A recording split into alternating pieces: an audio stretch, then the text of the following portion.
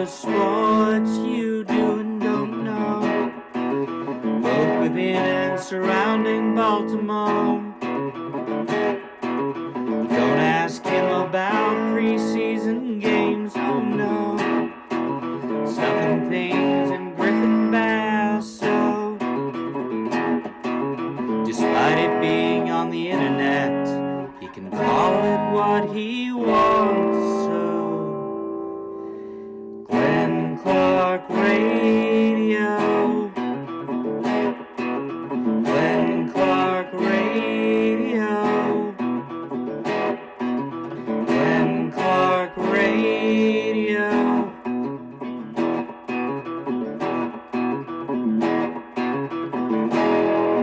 Duke sucks. And good morning. It is a Friday edition of GCR.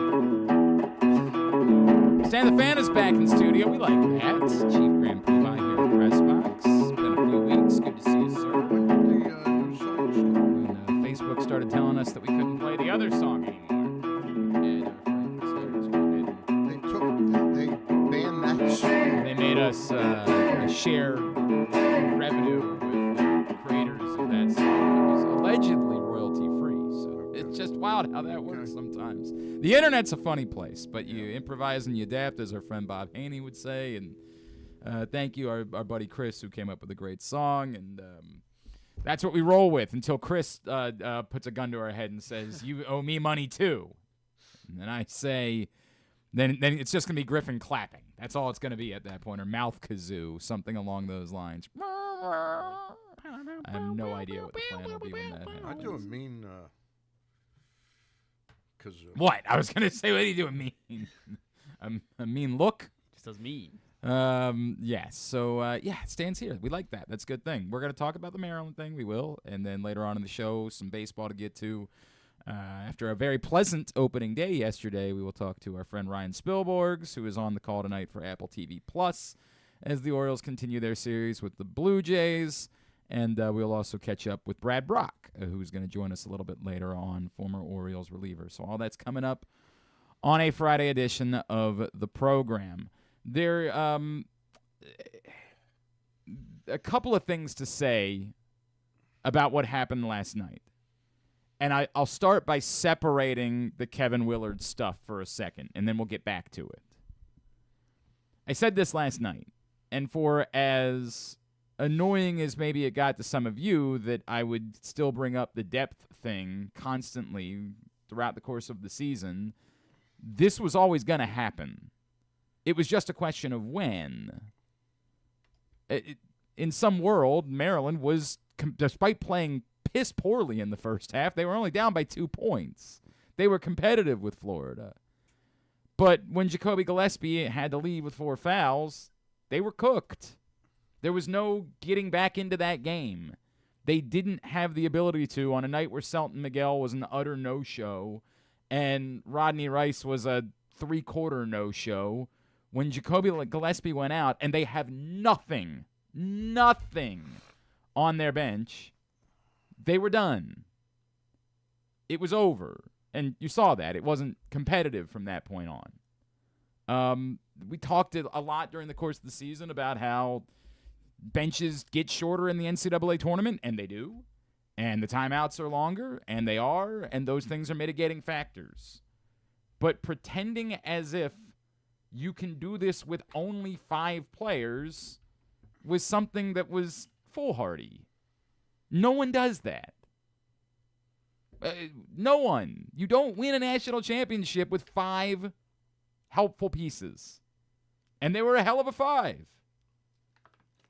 But from a simple basketball standpoint, while we're all distracted by the other stuff, you needed at least one more option.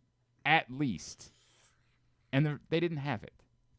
Deshaun Harris-Smith's inability to become even a 10-minute guy that could help from a basketball standpoint killed this team.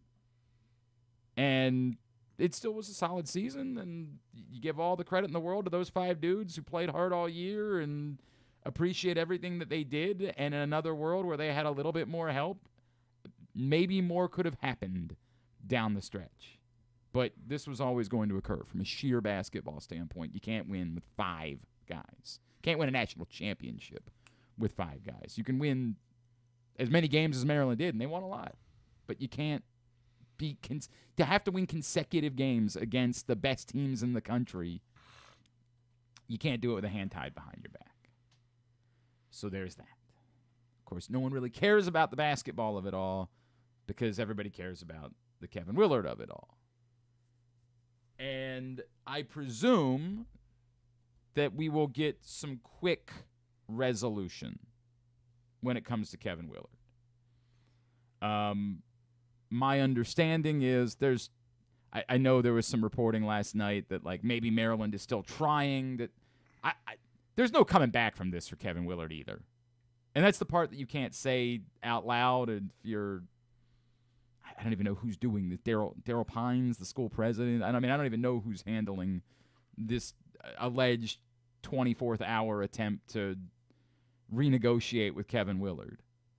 There's no coming back from this. This is his association now. He's the guy whose dalliance with a different job overshadowed the most pleasant season Maryland basketball has had in 2 decades. That's who he is. And to then turn around and say, we got to plant our flag with that guy. We got to do everything. Whatever we got to pay him, we got to pay him that. Is kind of nonsense at this point. To say you're trying to save face because it's a tough time to be going after a coach right now, sure, fine, say that. But this is Kevin Willard. And how we got here, there's a complicated, long conversation to be had about it, and whose fault it is. Is it Damon Evans' fault? Is it the school's fault? Is it Kevin's fault? There's a long and winding road to how we got here. But we're here. And at this point, it's almost just take the job, dude. Just do it. Just go take the job. There's just no point. And yes, it sucks to be in this spot. And yes, it sucks that you're not going to be able to build off of what was a successful season and you're going to be going back through it all again. But to do all of this, at this point, bending over backwards for Kevin Willard would be for the right to keep Rodney Rice, maybe Jacoby Gillespie. That's what you'd get out of it. As has been pointed out, there's going to be a lot of places that are going to be interested in Jacoby Gillespie. It's not even a certainty that if Kevin Willard stays, that he stays with them.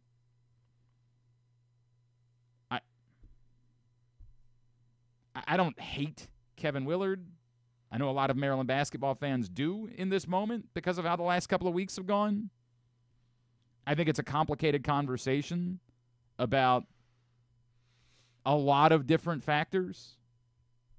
But this is who he is. I mean, this is... it sounds like you're being critical of Kevin Willard, and I don't think that's where the criticism belongs. I think the criticism belongs in when they hired Damon Evans. Well, it was a huge, huge mistake. I've got plenty of problem with that, too. Yeah, there's no doubt. But to absolve Kevin Willard of this is... Right. You can't do that. When you say absolve, what did he do? He got offered an extension that didn't address anything he wanted to address in his negotiations with the school. And it was almost like, hey, by the way, I'm out the door. Here's your extension. And, hey, who do I talk to about NIL? Who do I talk to about the commitment to the program?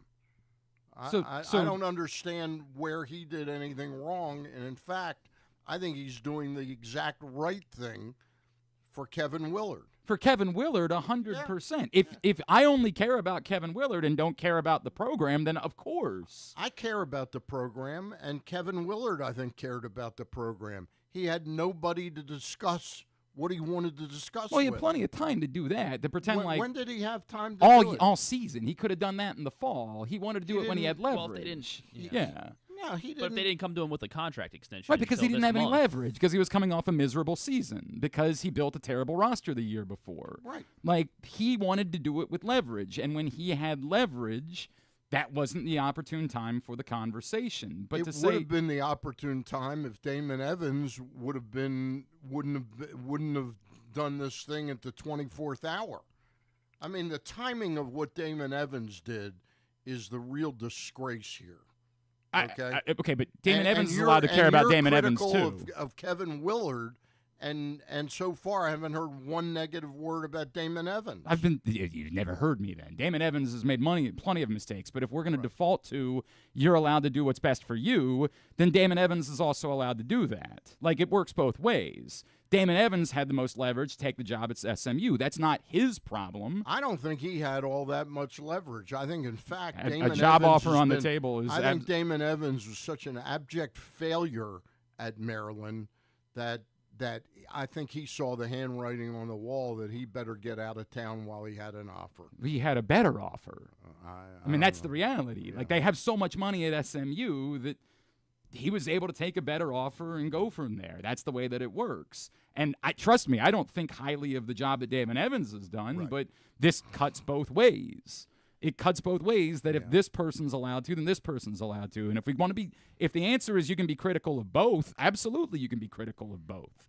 But It's- when you're the athletic director, don't you have more of a duty to the program? Whereas why would it have more? because he's the athletic director and he represents. But the you're entire the face of the university. basketball program. I understand Like, that, yeah. there's nobody that has more. If anybody has more, it would be the guy that's the face of the basketball program. But Why? it's six in one hand and half a dozen in the other.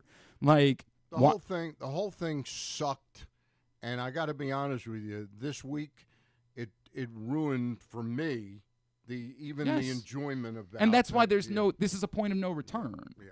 This is what it is now. You're the guy who was negotiating in the public when the team was playing the most important games that you've been playing. Right. Like, that's the end of it.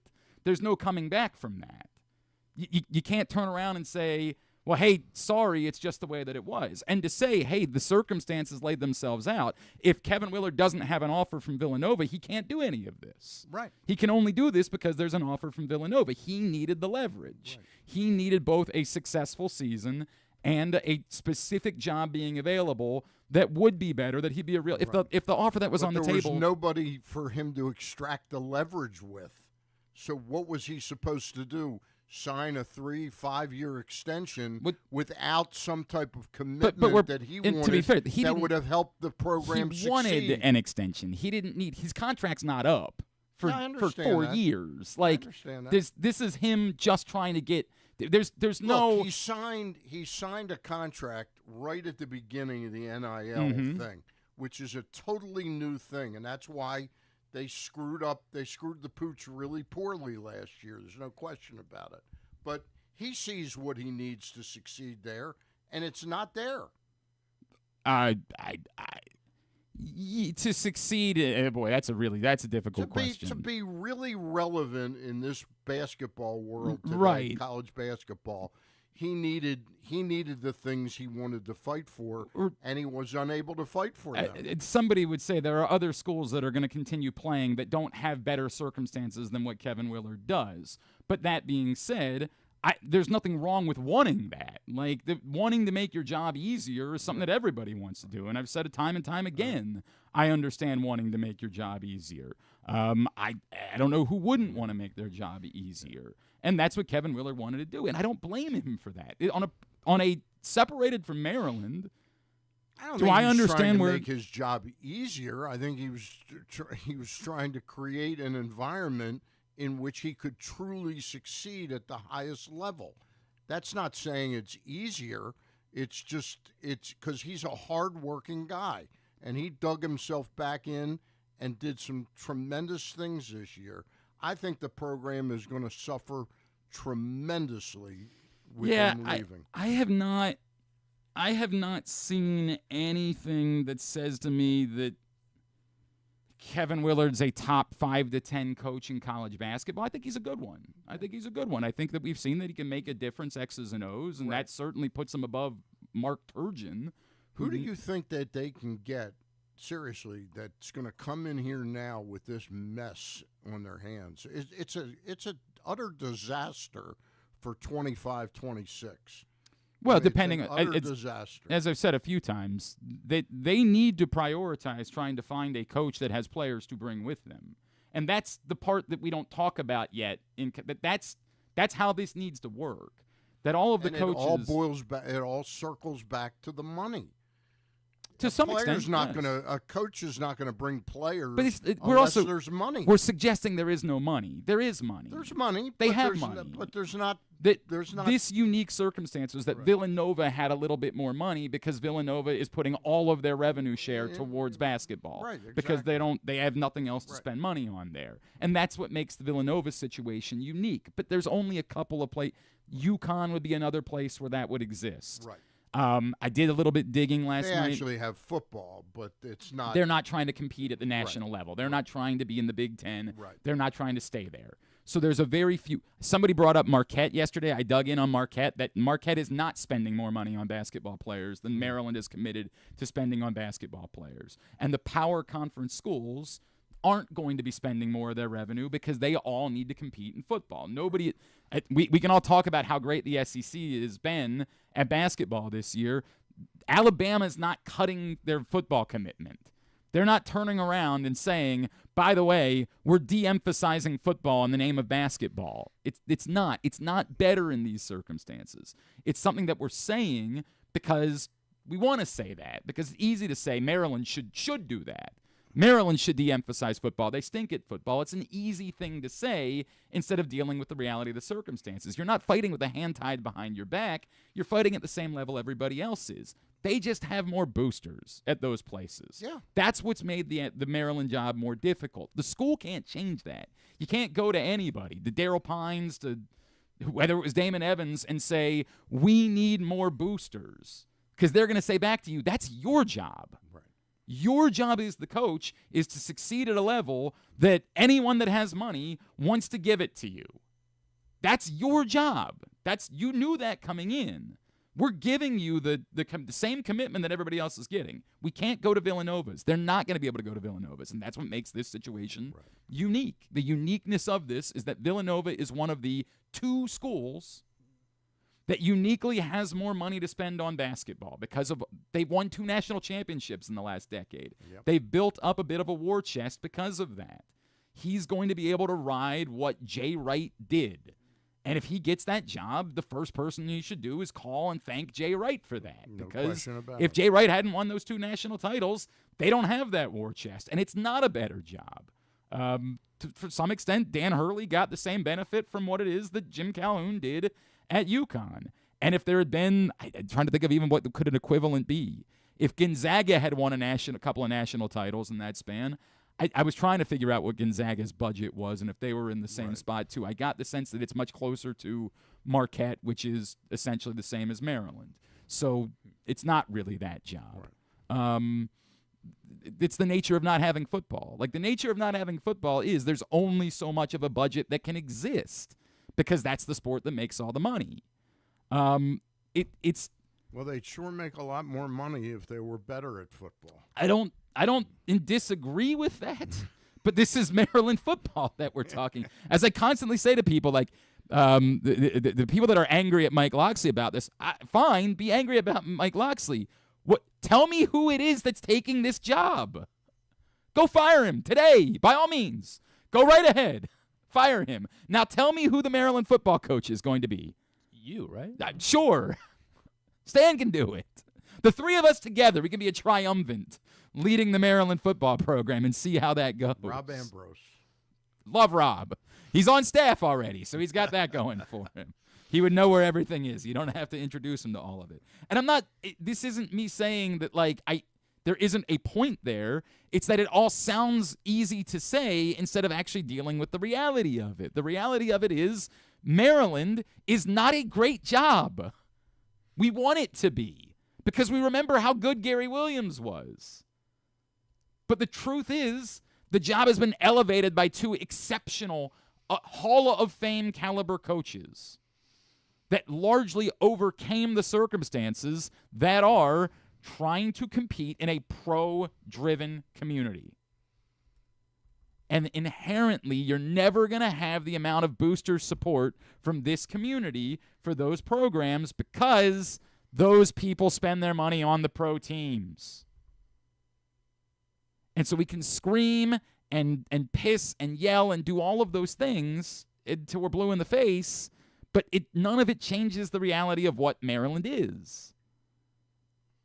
And Stan, of course, to your point, the timing sucked. Yep. If you accept everything on face value, and I've done a lot of digging on this week, if you would accept the face value of if Damon Evans hadn't left, then maybe Kevin Willard is more inclined to keep negotiating with them. You can accept that. Right. Is it fully true? Kevin Willard and Kevin Willard's doing a lot of work to try to pretend like that was nonsense. I really like Damon Evans. Those guys didn't get along. Right. They didn't get along. Right. So he's sort of talking out of his ass for the sake of, I want to throw Damon Evans under the bus. And that's his business. I mean, I'm certainly, he's allowed to say whatever he wants to say in these circumstances. Would it have been more likely for him to stay? My understanding is if the Villanova job was on the table, nothing else really matters at that point. It's really hard. Maryland, at the end of the day, can't compete with what they have at Villanova. Yeah. That's $7.5 million is not a number that Maryland can go to spend on a basketball program.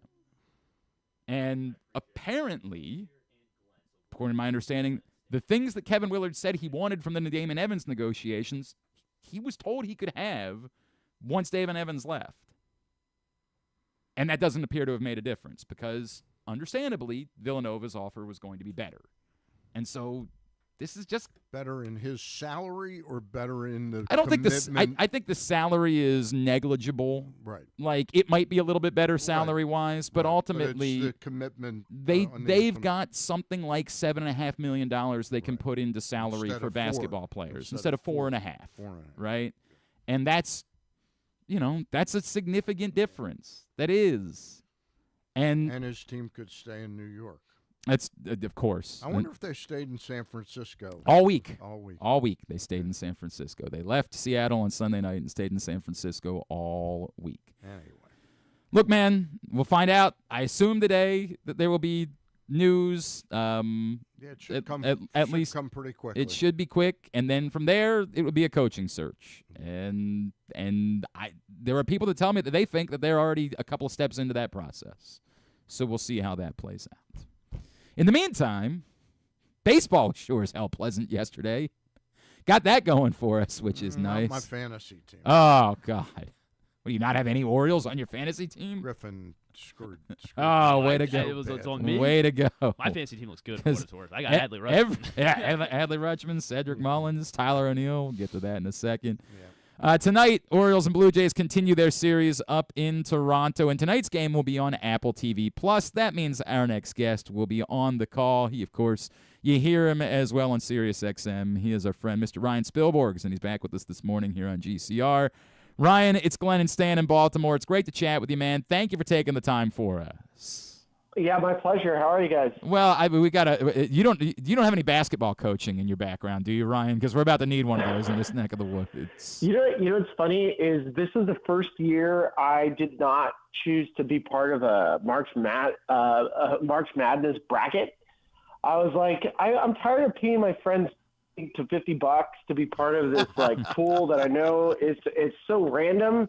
So I was like, if I'm gonna watch March Madness, which I do and I love, I was like, I'm just gonna do whatever the sports betting site per game. That way, I can pick the team I want to choose for, and I can go with the spreads the way I want. Like I don't have to follow this entire craziness. I mean, Warren Buffett's willing to give you $1 billion. Well, if you get your bracket right, but it's never going to happen. I'm tired of it. I understand. Yeah, I'm just tired of it. You're a true Renaissance man, Ryan. Go the old-fashioned way. Let's just bet on the games. Ryan, that's right. Obviously a tremendous start to the season for the Baltimore Orioles. I think the first question is one game enough of a sample size for you to say, all right, Adley Rutschman's fine. Whatever happened last season happened. We have no reason to be concerned about Adley Rutschman moving forward. Yeah, I think that's fair. I mean, last year we talked about this. I think I came on your guys' show in September, and we pointed out like Adley was hurt. He was playing hurt. You could see the numbers drop, and they dropped significantly. And there was you go back, and I think he took a foul ball off his wrist in June. He took another, I think he took another foul ball off his neck. So, I think the right side of the plate, it was really hard for him to get his neck all the way over. So, the offensive numbers just suffered.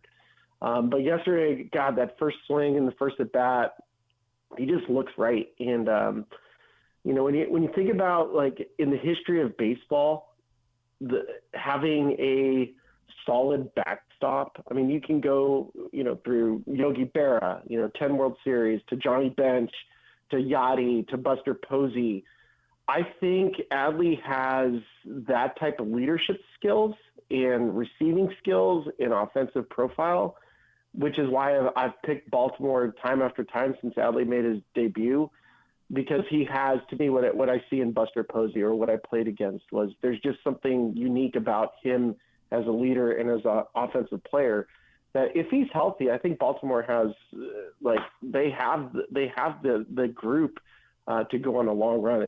To me, it's more of a question mark about the starting pitching more than Adley. I definitely think that's the number one with a bullet on this list. I guess let's go there since you brought it up. Hopefully Grayson Rodriguez, everything is on the up and up. He says there's no ligament damage. He thinks he needs another 4 to 6 week ramp up. And maybe Kyle Bradish can still be in the conversation. In the meantime, do they have enough pitching-wise to stay afloat to potentially get those guys back? I don't think any organization has enough pitching. So, I mean, specific to Baltimore, when you start losing, players early, the immediate panic reaction is no, we don't have enough. But I actually really like Cade Povich.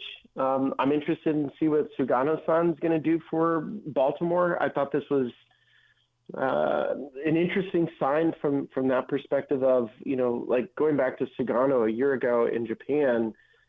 He's nearly a 70% ground ball rate. It's not a high strikeout number. That means your defense is going to be challenged. The Orioles defensively, I like. I don't think they're elite, but I think they're really good. If Povich ends up being a stud, like I think he's capable of doing, if Sugano has, first time through the league, kind of just being a different look that nobody's seen before. Yeah, I think you should be okay for a bit until Grayson Rodriguez comes back. But you guys see this. Tyler Wells is coming back from his internal brace surgery. That's midway through the season. You got Trevor Rogers, who had the kneecap issue in January. Bradish, Chase McDermott got hurt in spring training. There's some arms that could be, available, but it's you just got to hang in there long enough. And I really do think it's going to come down to Povich and Sugano versus the top of the rotation. Ryan, I was down in spring training briefly, and what I saw of Morton, Sugano, and Povich and Suarez, I really, really liked. It turns out that Suarez could end up being a very important pitcher for this team, but it may be in a different role because the part of the team that concerns me most is, despite the fact that Bautista had that surgery done at the end of 2023, he's not even really ready to take over the mantle of closer. And the options after that with Kittredge down, the bullpen is what scares me right now on this baseball team. What do you see? I agree with you. I'm on Sirius XM. We do our Loud Out show. Listen to you all every the day. time. Listen to you. Yeah, Monday through Friday, 2 to 5 Eastern time, and we've been harsh on Baltimore.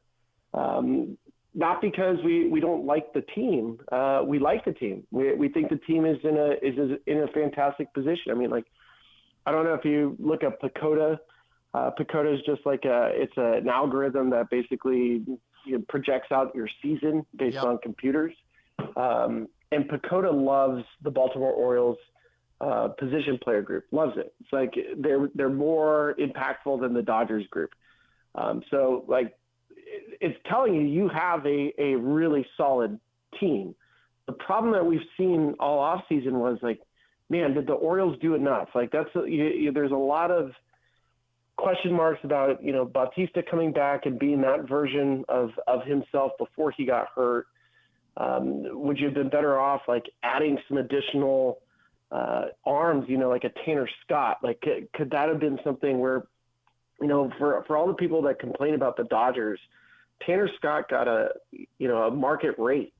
It was a 4-year contract. It's the third highest contract for a reliever, but his numbers like validated it. So like Baltimore possibly could have had that. And I think with the new ownership and Dave Rubenstein, like he thought maybe they were going to be a little bit more aggressive on filling out some of the margins. Like it's hard to recoup losing Anthony Santander and Corbin Burns. But I do like the Tyler O'Neill sign, and I liked some of the other additional signs. But it was like, God, can't you get a little bit more aggressive, like just a little bit more, and add to the margins here? Like give yourself a little bit more space, because you do have this open window right now, and I don't think they've really addressed that.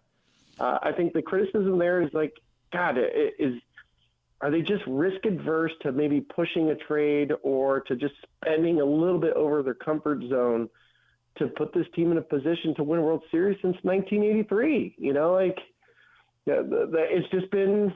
It's time. Like, it's time for the Orioles to get aggressive. I don't disagree with you. Ryan Spilborghs is with us here on GCR. He's on the call tonight for Apple TV Plus as the Orioles take on the Blue Jays. Ryan, with that in mind, it's funny because we saw Heston Kjerstad come in as a defensive replacement late last night, and Kobe Mayo is down in AAA, and you bring up those guys, and the loud opinion here is, well, if they're not going to be everyday players, then they should be trade chips. I have heard the argument back of, right, but this is a good thing to have, is to have depth. And while you see it as prospects not developing or not getting the opportunity to be everyday players, this is how you overcome. And it's actually a sound strategy to hold on to those guys, because you're going to deal with injuries this year, and you need those guys on your team. Where do you come down as far as these guys that have been considered top prospects and ostensibly are ready to get a shot to be everyday players, not being everyday players, and whether that's a help or a hindrance? Now, I love this conversation because I think it works both ways. Organizations that are capable of letting free agents walk away like a Santander and then replace it internally with a league minimum player like Heston Kjerstad is genius when it works out. Right? It's awesome when it works out.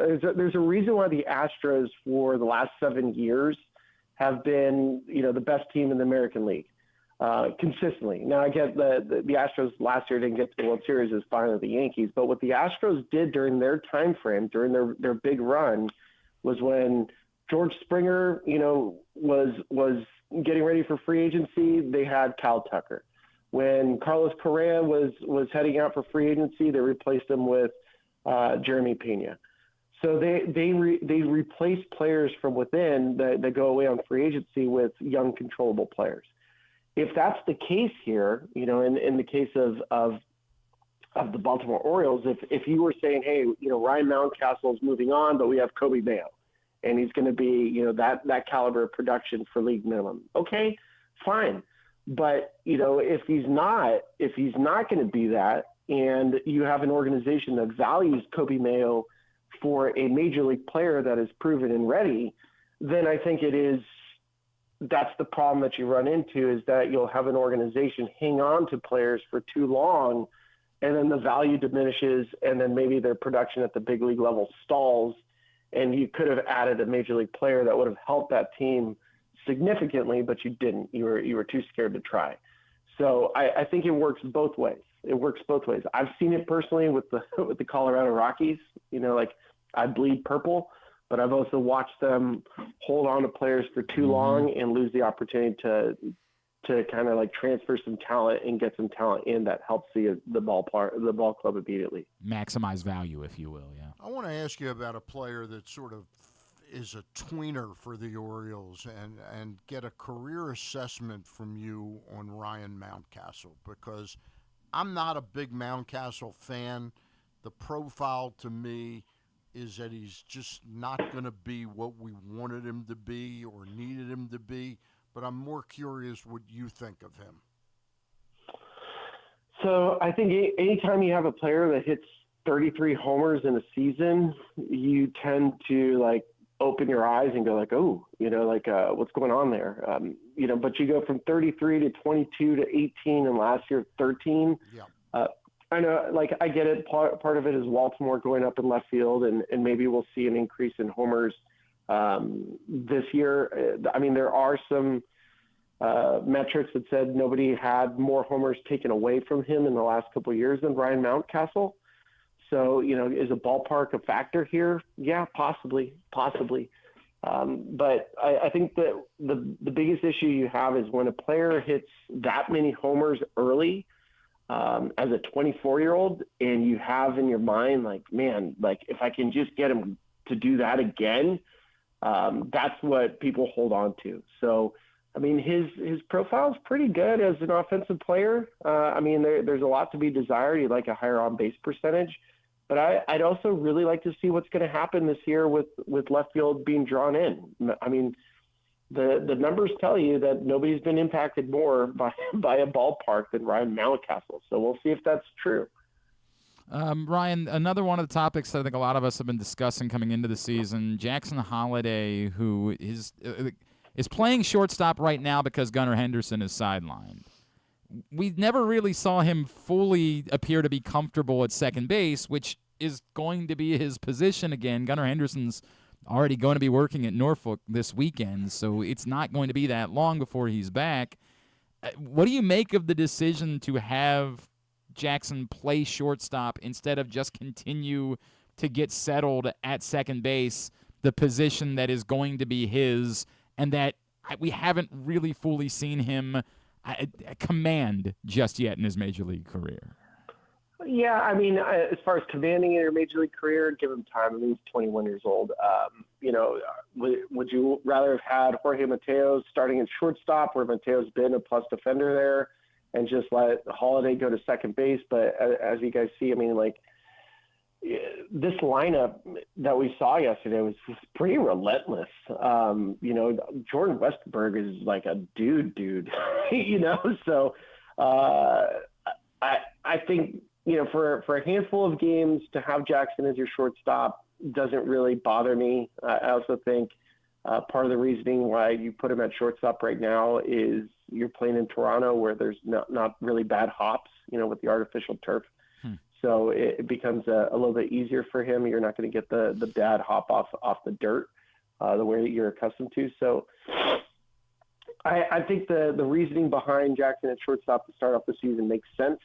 And then ideally, when you do get Gunnar back, who he's like my pick to click MVP this year. It's him and it's either between Gunnar to me, other than like Adley coming out of this version of what we saw yesterday. I think it's an Oriole and Bobby Witt if the Orioles played to their potential. But I don't mind Jackson at shortstop for now. I think it makes sense, and then he'll eventually figure it out. I mean, the kid's a baseball rat, just like his dad. So he'll get it. He'll figure it out. Just give him some time. He's 21. How quickly does this turn to panic time for the Toronto Blues? It was funny. I was talking to my buddy Caleb Joseph yesterday, and he's like, dude, the start of this season is critical, given what's going on with Guerrero, obviously, and their veteran pitchers and a manager. Like, how quickly does this become, like, a real problematic situation for the Blue Jays if they don't get off to a strong start? Well, it's funny you see that. I think the two most critical organizations in all of baseball that have the most pressure is Baltimore and Toronto. And Toronto, like, just to give you an idea, the first 36 games of the season are against teams a year ago. And the first 35 games of the season, a year ago, 32 of those teams played 500 or better. 17 of the first 32 games are coming against the American League East. I put their doomsday clock at 40 days from the start of the season starting. So like the next 40 days are critical. Yeah. You get off to a bad start with the schedule because it's not an easy schedule. Toronto's like 10 games below 500 mid-May. I mean, there's changes coming. Yeah. Like that's obvious, and changes will come throughout the organization. So, doomsday clock for Toronto is now 39 days away. It's just counting it down. Is the Schneider replacement David Bell? I don't ever like to talk about managers in current roles and who could replace them. So I don't like to comment on those ones. How about do you respect him as a manager, David Bell? David Bell, yeah. I mean, I've gotten a chance to know him. His family's, baseball royalty. Yeah. But I also feel like John Schneider has had the backing of the front office for a long time for a good reason. I think he's a good communicator. As much as we always, point the finger at a manager, it always boils down to player performance. I mean, there's only so much, I've never seen a manager hit. I've never seen a manager come in and get the final 3 outs of the game. So until that happens, it really still boils down to player performance. Of course, tonight, Apple TV Plus. That's where you'll be seeing Ryan Spilborghs and Loud Outs on SiriusXM as well. MLB Network Radio at SpillyGoat19 on Twitter is how you can follow him. Anything else we can plug for you, Ryan Spilborghs? Yeah, so look, when you're watching Apple TV Plus and you hate me and you don't want to listen to me, the best feature on the broadcast is you can go to the top right corner and you can choose your home radio feed. So you can listen to your own broadcasters while you're watching Apple TV Plus. So I've never heard someone promote "You can turn me off tonight." I've never heard anyone plug that in their life. That is a first. This is a first. Yeah, it's historic. That is cool. Ryan, thank you as always taking the time for us this morning. We really appreciate you. My pleasure. Thanks for having me on. And Ryan, I'm going to stick with the broadcast. Yeah, we're watching. I'm watching you. We're watching you. Thanks, buddy. Bye, you guys. Ryan Spilborghs with us here on GCR. That is a cool feature, though. I didn't know. Was it there last year? I don't remember it being there last year, but that doesn't mean that it wasn't. Cool. I know they do that. Apple has had the MLS for a few years, which obviously we don't have a team, so nobody here really watches MLS. But that has been an option that they've done with their MLS broadcasts, where, if you're a DC United fan and you want to hear Dave Johnson, who, of course, famously in the back of the net is Dave Johnson's famous soccer call. And Dave's a tremendous human being. I love Dave. And so if you care about DC United, you might really want to hear Dave Johnson. And so I know they've given you that option on Apple. I think that's very cool. I think it's a very good idea. But I wonder if the salary that Ryan and his team make is less. If people flip off, they pay him. They're like, guys, here's the thing: you're hired, and we might pay you $1,500. We might pay you $3,000, or we might pay you $20. It's just going to depend on how many people are actually listening. It's a commission-based salary now for broadcasting baseball games, which is an interesting thought. I'm not sure if that would fly. Real quick to Joe. Joe says, Glenn, do you think there is a list of candidates? I think that every search firm in the country has a list of, here are guys that we think might be pryable away from the jobs that they have. Right. I think that's the way that it works. And that list of guys that you call and you find out, and some of those guys are, please call me so that I can then turn around and get more money from the school that I'm at. Right. That's the way some of that works. Is yes. I did this math last night. Of all of the guys that have been thrown out there, Buzz Williams is the name that keeps coming up from Texas A&M, who's been previously at Marquette and Virginia Tech, and not a guy from this area. Didn't have a ton of success at Virginia Tech, But he's had some success at other stops. He Right. he made deep runs at Marquette. He's had some mild success at Texas A&M, to the point you would presume that a place like Texas A&M, if they really want Buzz Williams, they've got some booster who's willing to say, I'll just pay the difference to keep Buzz Williams. Right. If you would just presume that. So that's been a hot name in the last 24 hours that's been bandied about as being a potential connection for the Maryland job. There was a serious conflicting report. Somebody reported that his buyout was like $14 million. Apparently, that was legitimately just a typo on a USA Today site. His buyout's like $2 million. It's less than Kevin Willard's buyout at Maryland. Doesn't it change after April 1st as well? Both of them change. Okay. Willard's buyout at Maryland is $2 million today and $1 million on April 1st. So a lot of people said, well, Villanova will just wait till April 1st. But with the portal being open, 3 days even. like it. Important 3-4 days. Now you could say Kevin Willard could certainly know he's taking the Villanova job, but not officially take it until April 1st and start recruiting for Villanova today, despite technically being the Maryland coach. I don't know how that'll ultimately work out. And apparently it's going to be the school president that makes the decision on the coach first. Well, they're going to have to, rather than the AD. like that. It's really terrible. But that's the fault of the portal. Part of this is the college basketball system. Yeah. Like if you want me to defend any of this, the system is effed. Yeah. The fact that the portal is open is nonsense. Utter nonsense. And everyone knows that, and there's no defense of it whatsoever. It's insane. But to the point, Stan, yeah, it puts yourself in a spot where you don't have a lot of time to waste to get your coach in place. I know selfishly a lot of people around here are rooting for Dwayne Simpkins. It is really hard to go from the Patriot League to the Big Ten. Like, I love Dwayne Simpkins. He's one of my favorite human beings. Right. It was astonishing. He talked about it with us a couple weeks ago, how Mark Turgeon turned him down 3 times when he wanted a job at Maryland, and then as an assistant. And then, ironically, Mark Turgeon ended up being his consultant to help him at American. It's just kind of funny how that worked out.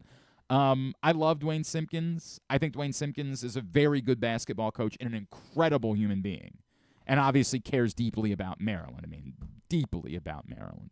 But it's a really hard thing to do, to go Patriot. It's unprecedented. I don't know every coaching hire in the history of basketball, but that's a really difficult jump to make.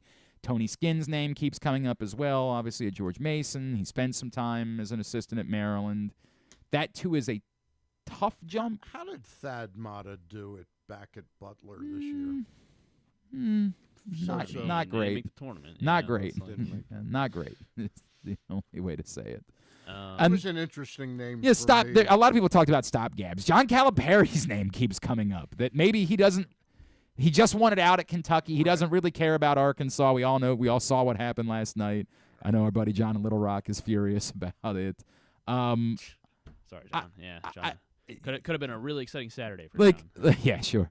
You want to call him and just call him by all. But if he has any interest in being at Arkansas, he's going to stay at Arkansas. He's not. I don't know what the. I don't. He's not leaving Arkansas. I don't know if you want to say if he and Gary Williams were like very close personal friends, and Gary Williams said, I could use a favor, but Gary was. I don't know of that relationship being close. Gary was oftentimes like Gary had guys that he got along with, and then there was like Jim Calhoun, who it was oil and water. Yeah. Well, did not Calhoun was a cheater because he was willing to do things that Gary wasn't willing to do. I don't know enough about the dynamic of that relationship, because that would be the argument, is that maybe Gary could personally get involved and try to convince someone, hey, we just need somebody to come in here and stabilize this for a couple of years. Could you do that for us? How old is John Beilein? 75, 76. And he's got. That's who I wanted when they hired Willard. Yeah, I remember. That's who I wanted. He's actually only 72, but I think we. Hey, Pete Carroll's coaching. I think the conversation with John Beilein was that pretty much he had just said, I'm not getting involved with this again. I'm out on. Might as well throw out Bruce Weber then. You know what the hell? Sure, throw out all the analysts. As I said yesterday, you absolutely call Jay Wright. You absolutely say, can we play Gotcha Coach? Can we do that? The other one, and you're gonna say, can you send me breaks as well? By the by the way. It was the High Point coach Alan Huss is the other one. And that's obviously going to be a massive jump as well. A lot of people, the San Diego coach, Olin, UC San Diego, who had great success this season. What about one of the former Duke guys? Either who's it? Chris Collins just got an extension at Northwestern. The belief is that Wojo? No, not a chance in hell. What, because he played at Duke? No, it has nothing to do with Duke because he failed at the only job that he had. Right. You can't take he hasn't if he had gone somewhere else and gotten back on the if he had failed at Marquette and then gone to that's the Richard Pitino path, right? The Richard Pitino path is he failed at Minnesota but went and rebounded and had success at New Mexico. If Wojo had done that, if he had failed at Marquette and then gone to New Mexico and had great success at New Mexico, then he could be right back in the picture. But you can't go from failure to nothing. You have to take the step back. You can't get the top job in that process. Jay Reddick kind of did. J.J. Reddick. J.J. Reddick. The funny part being John Lucas's son, who of course was an assistant at Duke, ended up getting the Miami job, and that would have been a fairly interesting. Hey, there is a connection here. There's a tie. That would have been an interesting. How old is Larinaga? He's in his 70s. That's over. Yeah, that's over. Luke Murray's name keeps coming up, and I like Luke Murray a lot. The only real comparison would be Tommy Lloyd, right? Like, who got a high-profile job despite having no obvious connection and being an assistant coach. And what happened to to Bennett from Virginia? He just burnout. Total burnout. Yeah, burnout. No desire to come back. Nope. No interest. No interest whatsoever. Such an irony that Odom got that job. And the bummer again being that Ryan Odom would have been a great candidate at Maryland and someone would have been a great coach when they hired Turgeon. That would have walked to the Maryland job. Not when they hired Turgeon. No, when it was apparent that Turgeon was awful. Yeah, Odom would have been very good. But again, it's that same thing with the Patriot League. You don't go from the America East to the Big Ten. Well, what? Isn't this the point that we're you're kind of talking about Kim English going to Providence? Isn't this what we're learning in the midst of this? Is Maryland just Providence now in basketball? Maryland's not Providence. That's incorrect. But it's. There's a different. This is the part that we the fantasy bookers, the part that we like is the idea of we like this guy, and because we like this guy, we just think it would work. What the people that do the hiring at this level tell you is until you've been in this position, you don't understand the job. You can't understand the job. This is a big job. Correct. It's one you're immediately stepping in as the second or third highest paid person in the state.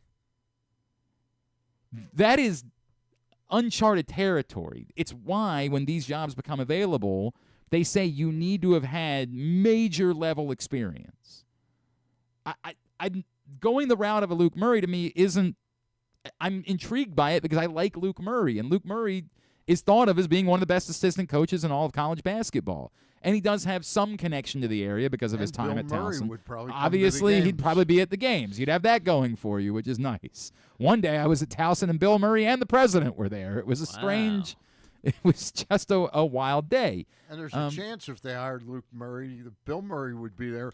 Maybe Scarlett Johansson would come. Yeah, correct. They just hang out sometimes. And then if she's there. Then Colin Jost will be there. And then maybe Michael Che will be there. And we can keep doing this, right? We can keep doing this for forever. I don't care about the Colin Jost part. Oh, you're not interested in that?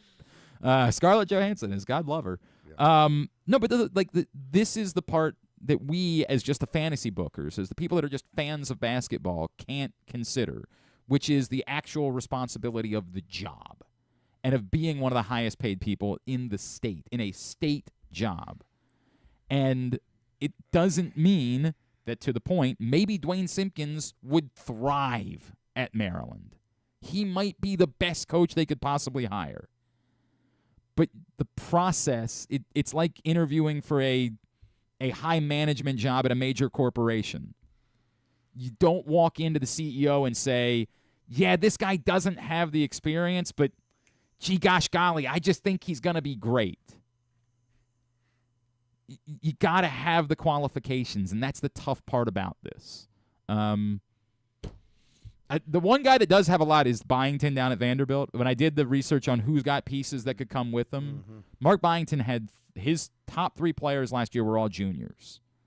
Now, I don't know enough about if they're the hot commodities in the transfer portal. Is he considered a kind of a hot? He's a name that he had some success. He's an up-and-comer. God, now it's going to drive me crazy. Where was he at? Byington. Yeah, because he just got to Vanderbilt like 2 years ago. Yeah. He had some success somewhere else at a mid-major, and it's going to JMU. JMU, thank you. He had success at JMU, parlayed that into the Vanderbilt job. Has done well, That's a career path. Yeah, yeah. Nothing extraordinary, but it's Vanderbilt. It's really hard to do anything Made the extraordinary. They did make the tournament, correct? Kentucky and Yes. somebody, I think. Like yeah. he did enough that he's on, and I hate saying it this way, but to me, we've got to change the scope of how we look at coaching hires to say, unless one guy is such a slam. Dusty May last year was a slam dunk hire. Everyone knew that's the hire you make. But short of that, I think you got to be looking at what can he bring with you so that the next season isn't a wash. And Brad Brownell at Clemson doesn't have anything to bring with him. Right. Might be a very capable coach, but he's got no one to bring with him. Whereas Mark Byington has 3 juniors that presumably he might be able to turn around and say, hey, I'm going to Maryland. I've got a little bit of money. Are you interested in being at Maryland next year? And then you got 3 pieces, and you go from there. Whatever you do after that, you got 3 more pieces than you would have otherwise. So then in terms of guys that can handle the job, are we overlooking the guy across the street? Or What, Pat? Yeah. No, stop. All right, when we come back in. I love Pat. God love Felt him. like God love him. felt like there were no wrong answers here. Yeah. Oh, this is a safe space? Yeah. Just throw out anybody's name. You're just treating it like a message board now. Just throw out anybody. Just have Gary coach for a couple of years until this is what we Should've do. coached on last message night. boards. We come back in. We're They're gonna gonna make lose if he's coaching. we're gonna make our predictions for the 2025 MLB season. That's on the Wait a way. minute, I was not warned about Yes, you that. were. You got an email last night. No, I didn't. Yes, you did. I got You an might not have checked your email. That might be the way that it went, but I definitely sent an email. This is one of those. Oh, you know what? Glenn sets the No, I rules. sent it to Griffin, and Griffin didn't send it to you. That's what happened. That's what now it's on happened. me. Yes, your job is I to got prep the note Stan. about Right, Ryan right, I guess you're Spilborg right. and Yeah. Brad Brach. I was- not the I mail sent it to Griffin. Griffin didn't send it to Stan. Yeah. All right. That's well, now I know. your You're right, job. you're right. You know your job is to prep Stan on Fridays. All right. Well, Stan, you got know 3 minutes. that. You got 3 minutes, Stan. Do MLB predictions next. It's Glenn Clark Radio. Driving in Maryland? Did you know an Easy Pass from DriveEasyMD.com can save you time and money? Of course you did, because you are a thrifty driver. An antenna reads your Easy Pass transponder and automatically deducts the toll from your Easy Pass account. There, you just saved money with Easy Pass, all without slowing or receiving a notice in the mail. Well done, thrifty driver, well done. Get your Easy Pass at DriveEasyMD.com. Baltimore's Classic 5 golf courses make golf fun and affordable. All 5 local courses, Pine Ridge, Mount Pleasant, Forest Park, Carroll Park, and Clifton Park, are challenging and fun for players of all skill levels. Book your tee time today at classic5golf.com. March is a slam dunk at Live Casino. Catch all the basketball action and more at Sports and Social. Enter our $80,000 Dolce & Gabbana giveaway on March 28th. And catch the Baltimore baseball jersey giveaway March 31st. Take your shot at Live Casino and Hotel Maryland. At Arundel Mills, must be 21. Please play responsibly. For help, visit mdgamblinghelp.org or call 1-800-GAMBLER. Gambling can be a fun and entertaining experience, but there are risks involved. If you're planning on betting on the game at the casino or on your phone or computer, know your limit, stay within it. Set a budget and a time to stop. Remember, gambling isn't a financial solution, and it doesn't mix well with alcohol or drugs. Know the risks and have a plan before you begin gambling. For free and confidential services, call 1-800-GAMBLER 24/7 or go to helpmygamblingproblem.org. The latest edition of Press Box is available now. On the cover, Glenn Clark and I sit down for a Q&A with Orioles owner David Rubenstein, discussing what he learned from his first year as owner, his goals both on and off the field, and his involvement in baseball decisions. Also inside, Brooks DeBose profiles new Oriole Tyler O'Neill, and we meet college lacrosse players from around the state. Press Box is available for free at over 500 locations throughout the region, including 60 Royal Farm stores. Or you can read the entire issue online at PressBoxOnline.com, where you can also find great betting advice and the best daily coverage of the O's, Ravens, and Terps.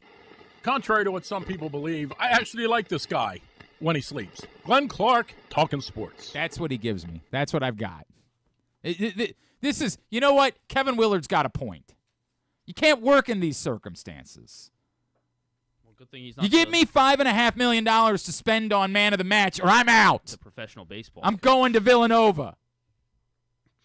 Look at this. You can stay in New York over. That looks like Tyler O'Neill. That going for me, which is nice. Oh. You don't think you've ever, you don't know the irony. The irony is, a lot of people involved in the school rolled their eyes at that.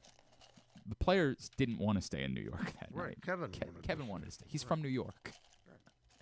He wanted to spend the night in New York. This is Jacob Webb, right? What? This is Jacob Webb. Oh, you're trying to find Yeah, the guys that we could reuse. Well, you're trying to pull the guys that didn't get two man of the match awards. Well, I also looked at him and I was like, "Who the heck is that?" No, yeah. And then I was like, "It's Jacob Webb." This one I don't think I know. This is what I get. Who is this? Tyler O'Neill, man of the match. I don't remember. You don't know I this? don't remember. Stan, you know who this is? Tyler O'Neill's man of the match. A lot of candidates from yesterday, obviously.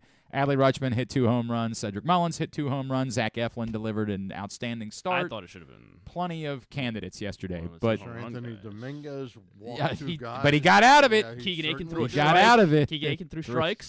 Threw a couple. Keegan Aiken walked 2 guys. One guy reached base every time he came to the plate. That was the new guy, Tyler O'Neill, and it was his 3-run homer that really broke things open. So Tyler O'Neill gets first man of the match of the season. Congratulations, Tyler. Yeah. We can do that after the show. Matt Griffin. Bowman? I don't know. Does that need to be smaller? It needs to be smaller. It needs to look like a human and not That's like a he's good jaundiced. This is what I'm saying. I can't work in these circumstances. I reminded Griffin yesterday that man of the match was coming back, and he said, "I'll deal with that tomorrow." And by that, he meant we don't have an answer. Problem is not solved. This is what it's not remotely solved. This is unacceptable. God. Man of the match. Unacceptable. Man of the match brought to you by County Sports Zone. CountySports.zone, proudly sponsored by your local Toyota dealer, buyatoyota.com. Everything you need to know about high school sports as we are into the spring season. He's completely jaundiced. I feel terrible for Tyler O'Neill. We can't take a picture of this. Did you see his dad? Oh, yeah, his dad's You think ripped. he can play tonight? What, Tyler with that? No. Yeah, looking like no, that. he's going to need at least the weekend. At least. From here, he looks You like gotta- Tyler you O'Neill. gotta go. You know what I would have done? This is if I were your producer, Yeah. making what he's making. Right? I would have taken a picture off the internet of just a bicep. Just a giant of bicep. Arnold Schwarzenegger's. That's actually not a bad bicep. idea. Maybe we should do that. That's not a Just bad idea. Different thing for In every fairness, guy. when I posted on the website, I'm not sure that Pressbox has a picture of Tyler O'Neill yet either. So I might be rolling with Tyler O'Neill in a Red Sox uniform on the website. It's the start of the season. We're working things out.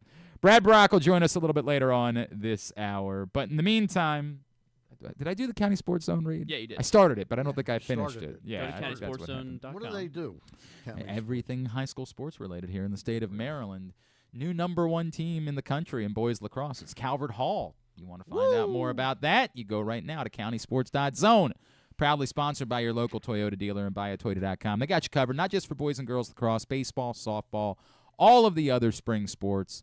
They've got you. Countysports.zone. Proudly sponsored by your local Toyota dealer and buyatoyota.com. Who's the head coach at Calvert Hall? Do you know? For lacrosse? Yeah. Don't know. Okay. I think I'm doing one of their games later this season, so I need to figure that out. I'll let you know then, Stan. Sorry to put you on the spot there. Meantime. Johnny on the spot. Yeah, right. Yeah, I'll look it up. It's fine. In the meantime, let's It's get Brian Kelly. That sounds right. Yeah. That sounds Who is like it? that Brian sounds- Kelly. Yeah. He's been there Brian for Of quite a course, long the time. legendary Kelly family. Yeah. Everybody does know that. All right. I'm pretty sure Stan never paid off his debt from last year. I'm pretty sure we never got around to that. But because the glory days. yeah, it was a real problem for Stan. Stan was like, we can't just walk over to glory days after a show. We'll get around to that, I'm sure. I'm sure it's very high on the priority list. But let's go ahead and dive in. MLB predictions for 2025. We will pick the division winners, the wild cards, the major award winners for player award winners. And no, I don't care about that. World Series winner and loser. That's what we will do. And then, yes, at the All-Star break, we will revisit. Don't accuse me of anything. I'm telling you now that we'll revisit. We're going to and trade. We'll play the game where you can buy your way out of one of your picks that's particularly terrible here at the start of the season. But we got to set the foundation first by making some picks. We are one game, or in the case of the Dodgers, they're already 3-0 to start the season. So you do have that to use to your advantage, that information. They beat Tarek Skubal last They night. did, defending Cy Young winner. They might go undefeated. Let's get into it. Without Mookie Betts. Wow. I'm going to start with the Dodgers. I was going to say let's start. Really going out on a limb there. I was going to say let's start in the National League, and we'll build up to the American League. We'll start in the National League. We'll begin in the NL East, and we'll go Stan first. We'll go that way. I'm going with the Philadelphia Phillies. Philadelphia Phillies, your pick to win the NL East. We can pick the same teams. We absolutely can pick the same teams, of course. Now, are we also picking individual awards? We will. Okay. Yes, we will. Right. Right now, just we'll go in order. Go Philadelphia. NL East, you say Philadelphia. Griffin. All right, so we're going that way. Yes. Well, then, I mean, yeah, that was my gut instinct as well. I just don't know how much I trust. Like, I think Atlanta's going to be very good again, but I think Philly comes in healthier, and I think they, their team looks more the same as last year. So I'm not going to be surprised if they repeat as NL East champions. So I will go Philadelphia Phillies as well. I'll just default to Atlanta and take the free pick. I do think the wild card here is the Mets. Like that's the team that I don't like. I really wanted to be bold. That's where I would actually go with this pick, but I got to see it before I believe it. So I'll stick with Atlanta here in the East. In the Central, that means Griffin, you go first. The National League Central. Yes. This is a tough one. Let's see. What did the Cardinals do? They do anything? No. They just lost guys. They're pretty miserable. They lost Goldschmidt. Or Goldschmidt's been gone. It's miserable. Let's go with then. I'm gonna go with the Chicago Cubs. I think they're the favorites, but they are the favorite. It's weird because like there's nothing that gives you a ton of faith in the Cubs. No. You certainly like Tucker. Like that's one of the best additions anybody made in the offseason. Well, and of course their shortstop Matt Shaw. I do love Matt Shaw, Maryland guy. It's just that nobody else really did anything. Like a year ago, we were all feeling like Pittsburgh was the team that was ready to make a jump. They'd invested in their young players. Here comes Paul Skeens. But you just didn't see nothing that would get you there. I guess I default to the Cubs as well, but it feels like this is a crapshoot, and this is one that we're all going to try to bet our way out of come the middle of the season. It's probably going to You're be the Brewers. Yeah.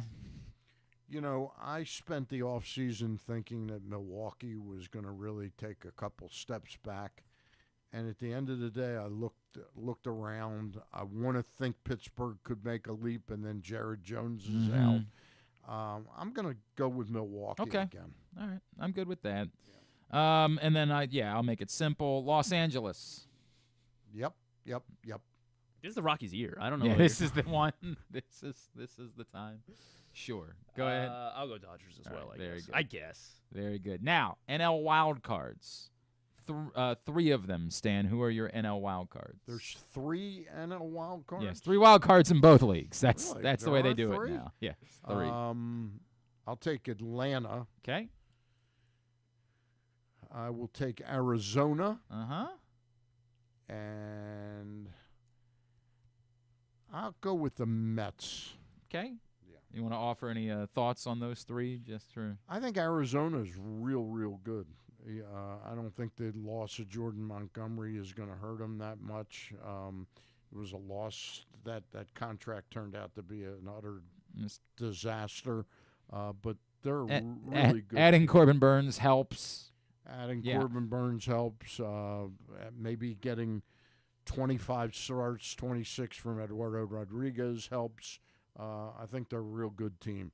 I guess the big choice is leaving San Diego out of it. But, Darvish is hurt again. No Tanner Scott. They're just too suspect for me. Okay. Yeah. Okay.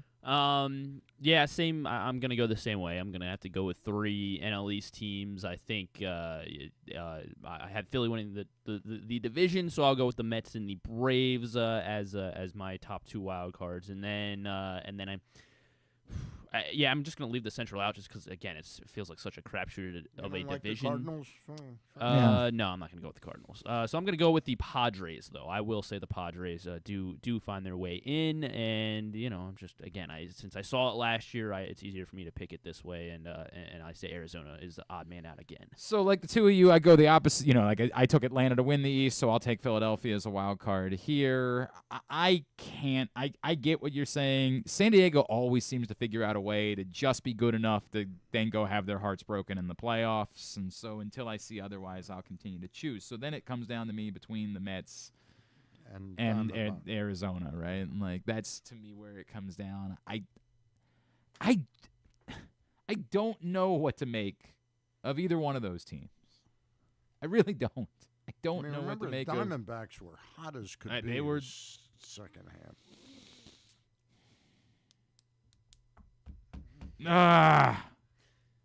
It's the first difficult one. You've talked me into it. Arizona. Arizona will be my other pick. You'll trade out of them. I'll trade out of it. Exactly right.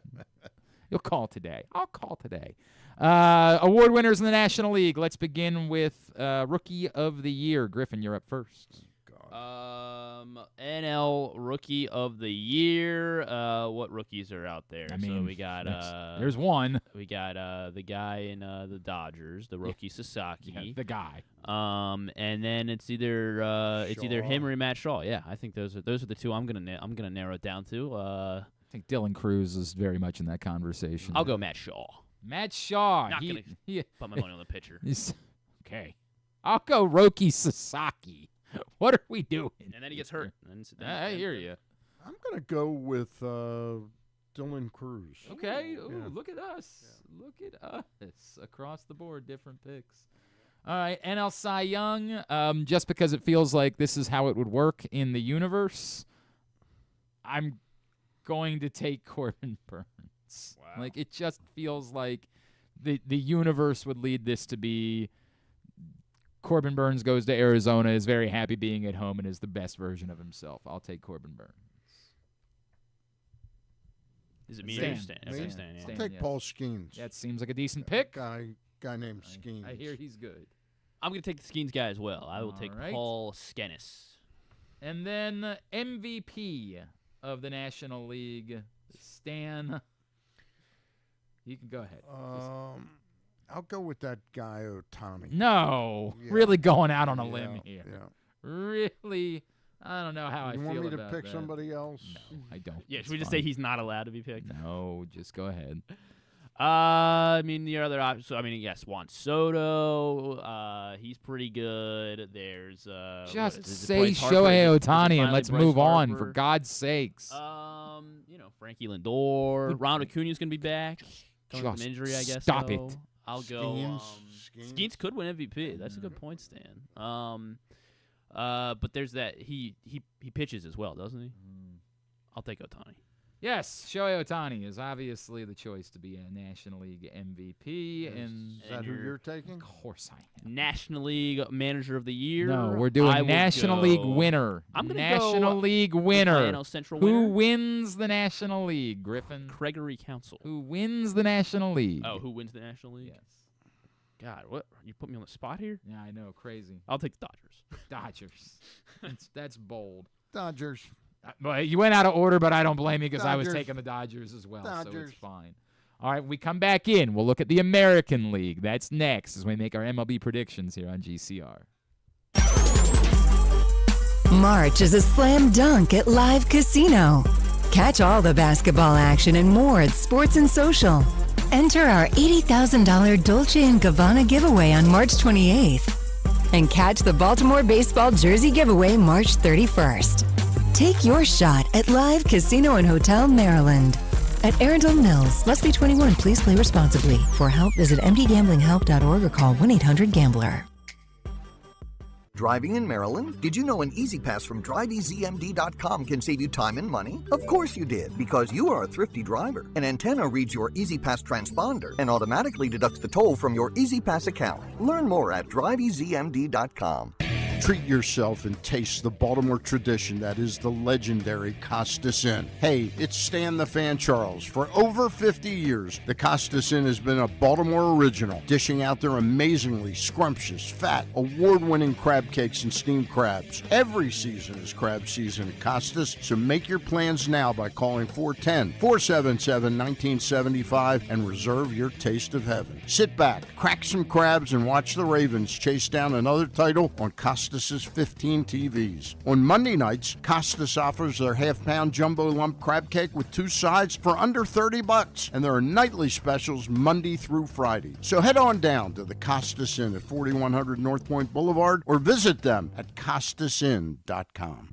Gambling can be a fun and entertaining experience, but there are risks involved. If you're planning on betting on the game at the casino or on your phone or computer, know your limit, stay within it. Set a budget and a time to stop. Remember, gambling isn't a financial solution, and it doesn't mix well with alcohol or drugs. Know the risks and have a plan before you begin gambling. For free and confidential services, call 1-800-GAMBLER 24/7 or go to helpmygamblingproblem.org. Want to improve your golf game or learn to play for the first time? The Baltimore Golf Academy has fun, instructional programs for the beginner golfer to everyday players. The Baltimore Golf Academy can take your game to the next level. Enroll today at baltimoregolfacademy.com. Whether your focus is luxury and comfort, convenience and technologically advanced connectivity, or sporty performance and aggressive styling, we've got the perfect Highlander for you. Check out buyatoyota.com for deals on new Highlanders from your local Toyota dealer today. Coming back in here with Glenn and the other guy, Garrett, whatever his name is. You know who they are. Back in here on GCR as we continue along on a Friday edition of the program. Stan the Fan Charles is in studio with us. If you haven't picked up the print issue of Press Box, go do that right now. Couple of weeks left with this one. David Rubenstein on the cover, Baltimore owner, Orioles owner. Sat down for a lengthy Q&A with Stan and I. You can find it right now at your neighborhood Royal Farms, any of the hundreds of locations around town, or read it all, PressBoxOnline.com. Go do that today. All right, we made our National League picks. Now on to the American League, and I believe I am up first. I guess we'll do the East last in order to build up the drama for that. So dramatic. Yeah, right. In order to build the drama. Man, do you know what you're doing? Stick with me, guy. Stick with me. You'll learn something at some point. Who are we going to pick? I'll begin in the AL West, and I guess it's still the Astros to win. It's funny because Ryan Spilborghs just brought that up. It's every year you look at like what the Astros have lost, and you've just been like, how? How do they still like? No Kyle Tucker Bregman's now. gone, Correa's gone, Tucker's gone. Like you just keep doing this, and you're like, how do we just keep defaulting to the Astros? And obviously a year ago they got off to a miserable start, and we're kind of fortunate the Rangers just were mired in like either the World Series hangover or whatever it was. Injuries, yeah. I just don't trust any of these other it's the constant conversation in Seattle. Yes, they've got plenty of pitching. I still don't see the path where they're scoring enough runs to believe in them as being a team that's ready to make that step. So I hate defaulting to it, but I'm just going to keep defaulting to Houston. Let's Stan next. I'm going to go with the Astros too. I've liked the Rangers all along, but this spate of pitching injuries they've had, I'm actually counting on them getting a little bit of production from DeGrom this year. Okay. I don't know exactly why I feel that way, and I don't know either. I like a lot of the offense that they've picked up in Berger and Peterson and getting Jace Young back.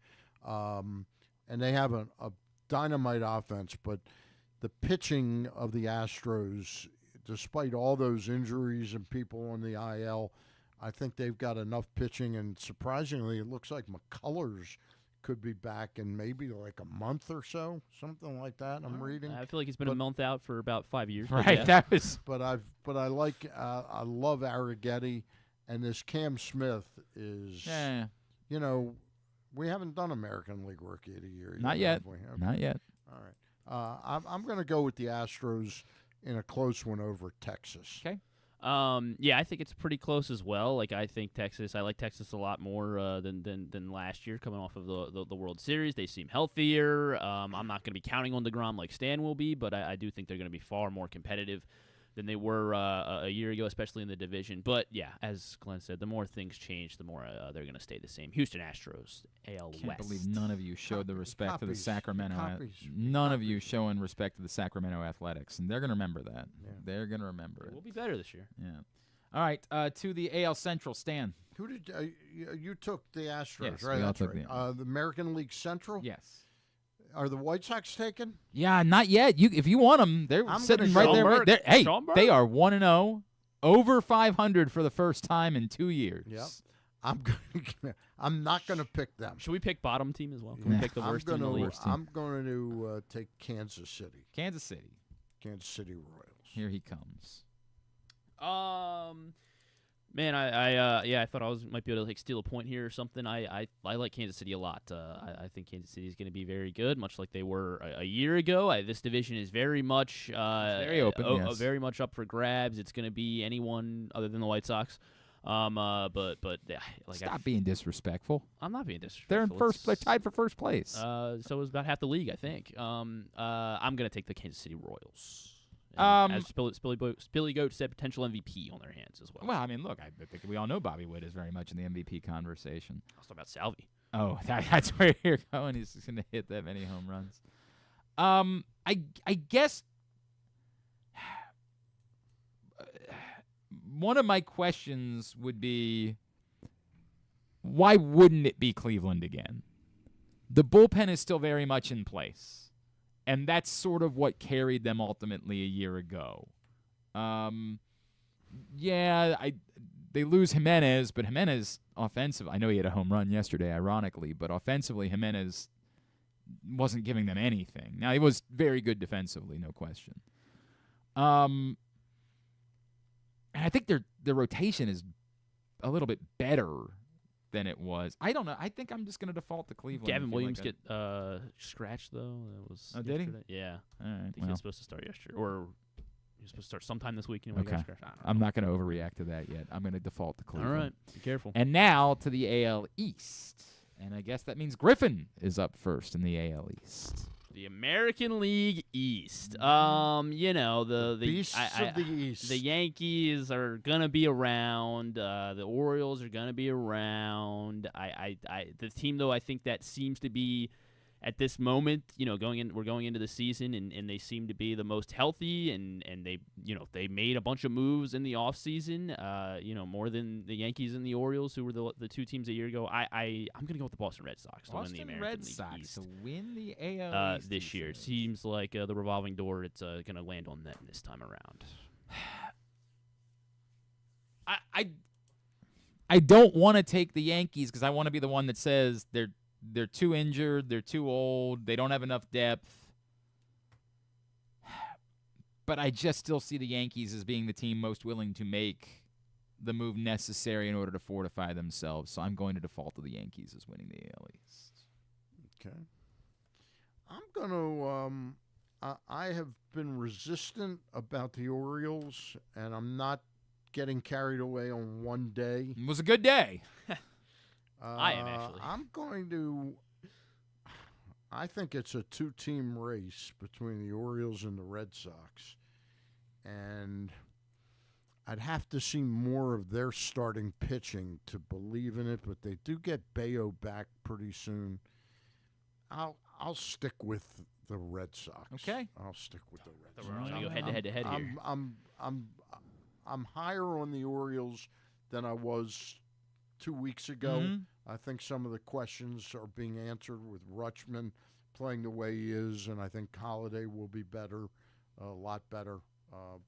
But I'll stick with the Red Sox for now. Now, Griffin, 3 wild card teams in the American League.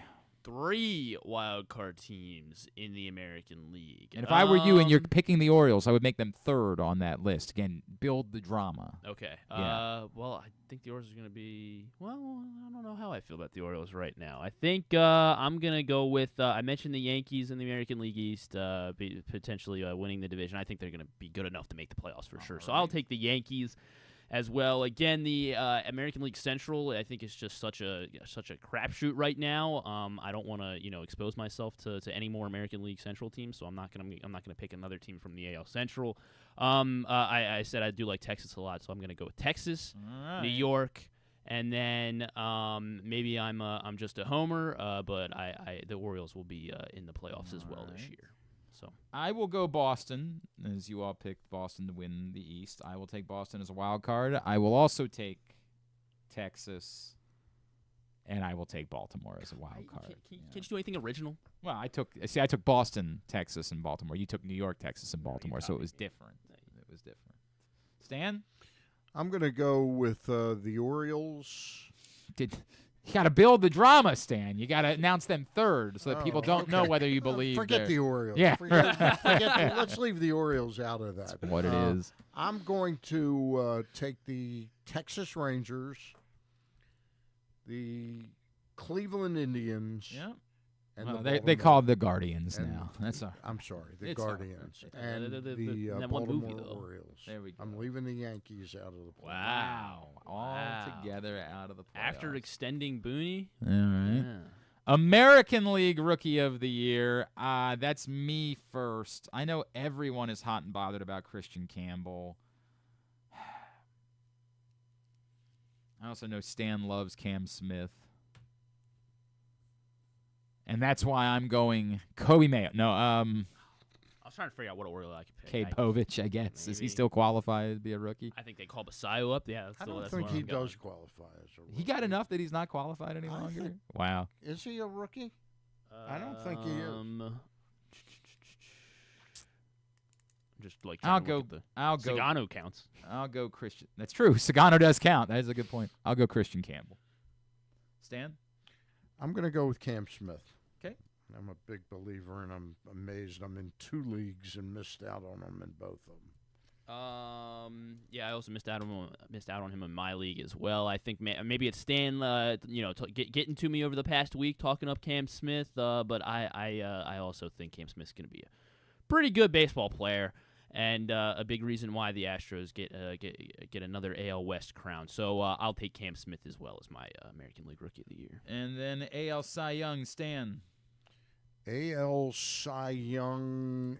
AL Cy Young. AL Cy Young. It doesn't seem like there's really a lot of candidates this year. Which means, of course, somebody's going to come completely out of nowhere. Logan Gilbert. Logan Gilbert. All right. American League Cy Young. So that means the best pitcher in the American League. Yeah, it's typically the way that you normally give out the Cy Young award. To understand. Let's see. Who all do we think is going to be? Logan Gilbert should be pretty good. I like Framber Valdez. Yeah, but that guy that won it last year was pretty good too. I'll take Tarek Skubal. Tarek Skubal is Griffin's pick to win Cy Young.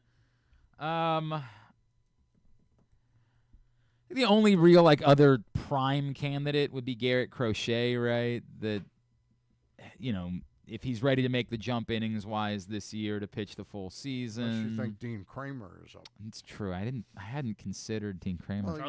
Charlie Morton. Is that what it is? I just learned that today. It's gotten in the way of a lot of things. I had thought that I was always a friend, but man, maybe you're right. If Zach Evelyn pitches the way that he did yesterday, maybe he's in this conversation. I don't know. I want to say something interesting here. I do love Max Fried. Ugh, he's a Yankee. I know. Like in a romantic way, sense, yes. yeah. I am attracted to Max Fried. I don't know. I'll go off the Max Fried. That's my pick. AL Cy Young winner. AL MVP. Is it you? No, it's you. Oh, it's me. Yes. Who could win AL MVP. Mike Trout's healthy. That's fun. Mm-hmm. He used to win it a lot. Yeah. Hopefully he stays healthy. Spilly Goat said the 2 Orioles and Bobby Witt. Mm-hmm.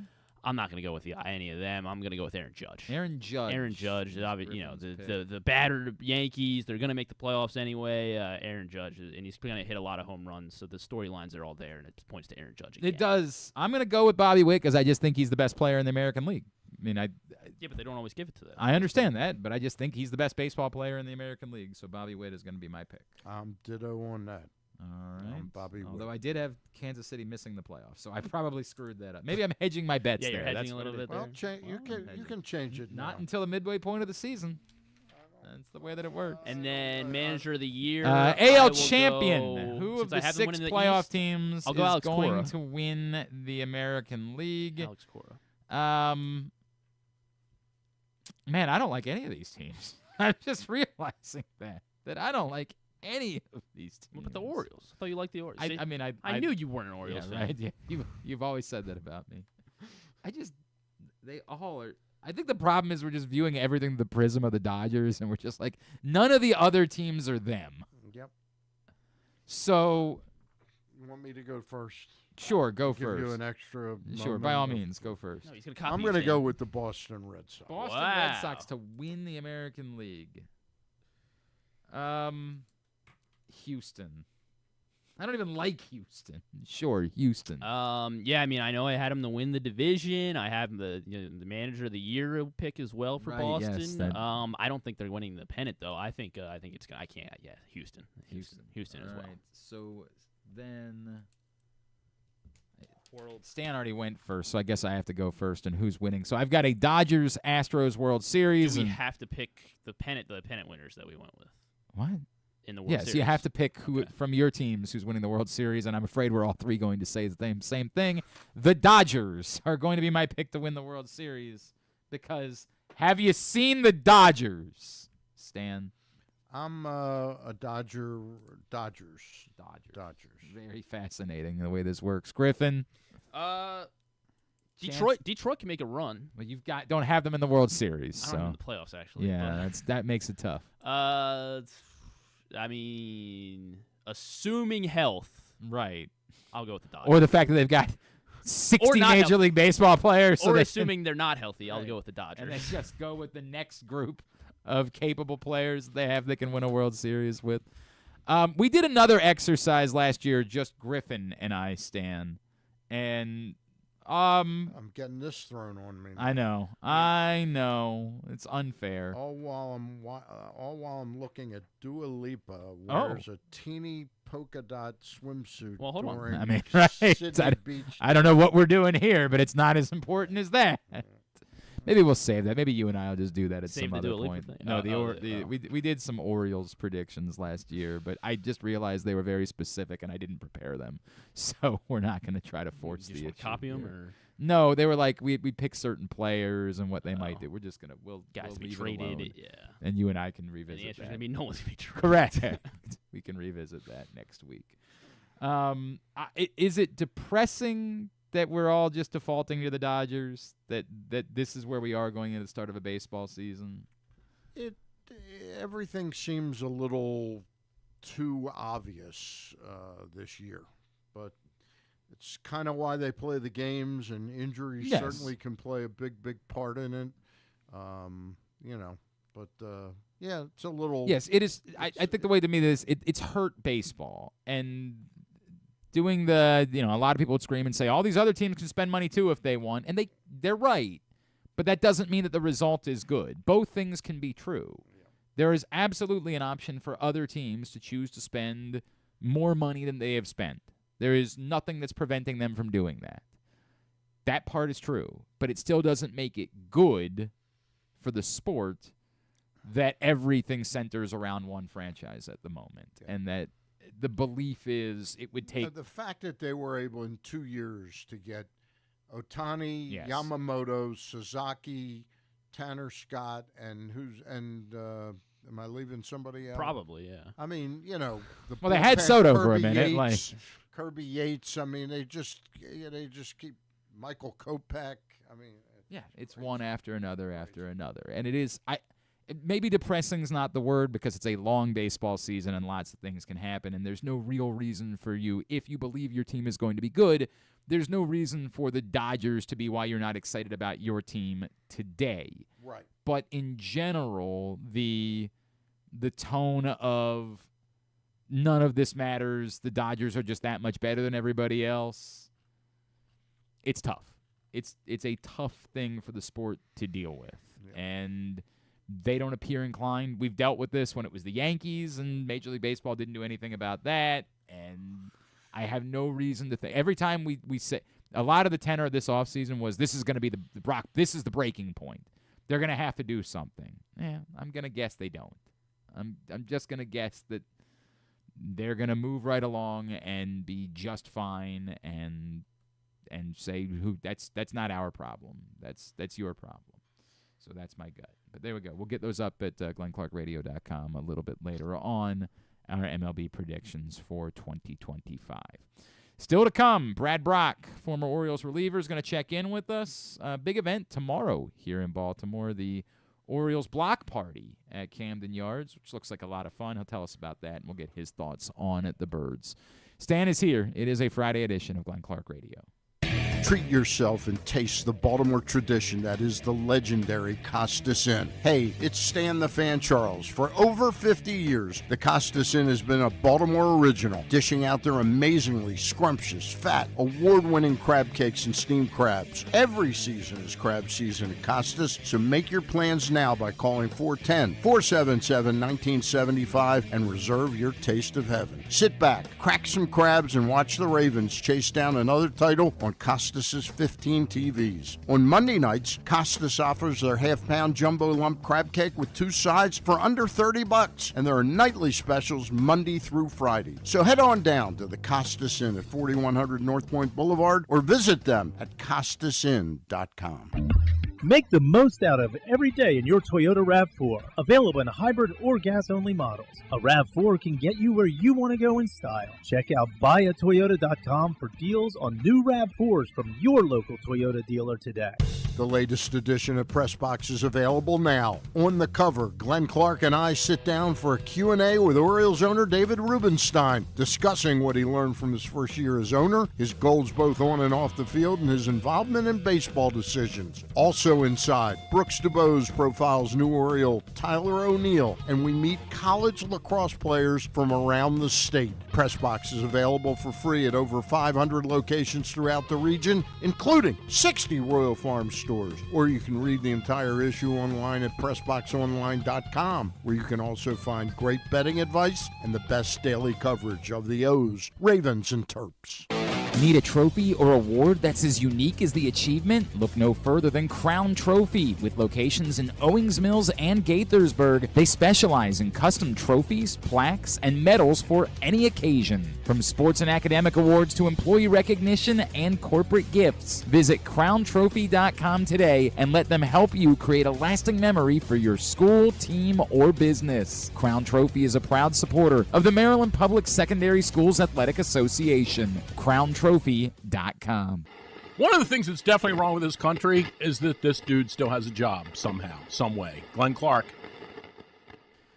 Back in here on GCR to continue along on a Friday edition of the program. Stan the Fan Charles is in studio. Stan, are you? I know you've been on the recovery and on the mend the last couple of weeks. Yeah. Are you going to be getting back to baseball stuff and normal? Yep. We'll have power rankings out on Monday, and hopefully Luke and Ross and I will get together this week. Excellent. We will look forward to that. As always, those shows are brought to you by the Costas Inn. And we are, I know it's been a tough, I talked about it a little bit earlier this week, but do you want to share any thoughts on what Costa meant to this community? No, and he was just a wonderful guy, obviously sort of an American dream story that you wonder if those kind of stories are even possible anymore, given the environment we live in right now. He was always great to me personally, but more importantly, he built a business that was so centered around him as the hub of that business, and it was a community-based restaurant, and his wife and his he's survived by, and his sons and daughter and grandchildren, just a wonderful family, and he will be missed. And rather than focus on the sad aspect of how he died, I'd rather focus on how he lived, and he had a remarkable life and a remarkable impact in this. It really is the definition of the American dream. Yeah. I mean, it is. What the Costa and the Triantafylus has been able to do with Costas Inn, and we are still excited about the new location of the Costas Inn, and I know it's certainly they need a little bit. We'll help the family get through it. Those of us that are close. It's amazing how quickly they respond when you text. Spent a couple minutes chatting with Nick the other day, and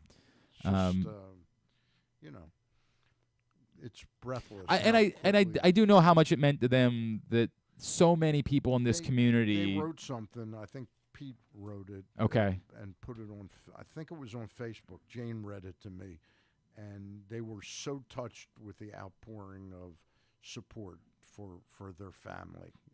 It means the world to them. It really does. Well, we certainly love the Costas Inn and always have and always will, and we're thinking about them, and we are very excited about the new Costas Inn opening in days here in Timonium.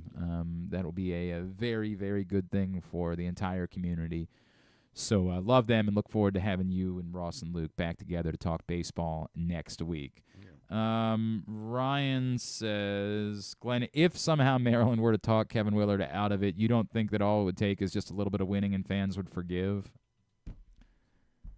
Yeah, I mean, I would look. My hope for outcome would be that somehow he sort of does the right thing, but I understand why he's going. Yeah, I think it's a fait accompli, right? Like I don't think it's worth I don't think it's worth the breath. And to the point, yeah, this is the eternal. All it ever takes is winning, right? Like all that anything ever gets measured by winning. A year ago, if Kevin Willard had said, I'd like to go to Villanova, Maryland fans would have said, yeah, let us pack your bags for you, because Maryland stunk a year ago. This year, Maryland fans are mad about the idea of Kevin Willard leaving. To some extent, Ryan, of course that's the case, that winning is all that matters. But it is more unique than that. Like, it's what happens if, with a lot of roster turnover, in this hypothetical scenario where he returns, there's no grace period now. It's you lose 2 non-conference games you're not supposed to lose, and the fan base just wants to hate you for the sake of hating you. And you'd probably have to give him, what do you think he was going to get? 5 years? A 5-year Yeah, extension? probably. You'd probably now to get him. Oh, yeah, you have to give it 8 overpay, 10, dramatically overpay, yeah. Dramatic overpay. And if he has 2 losing seasons, you're going, what the hell did we do? Right. So it's best to probably clear house.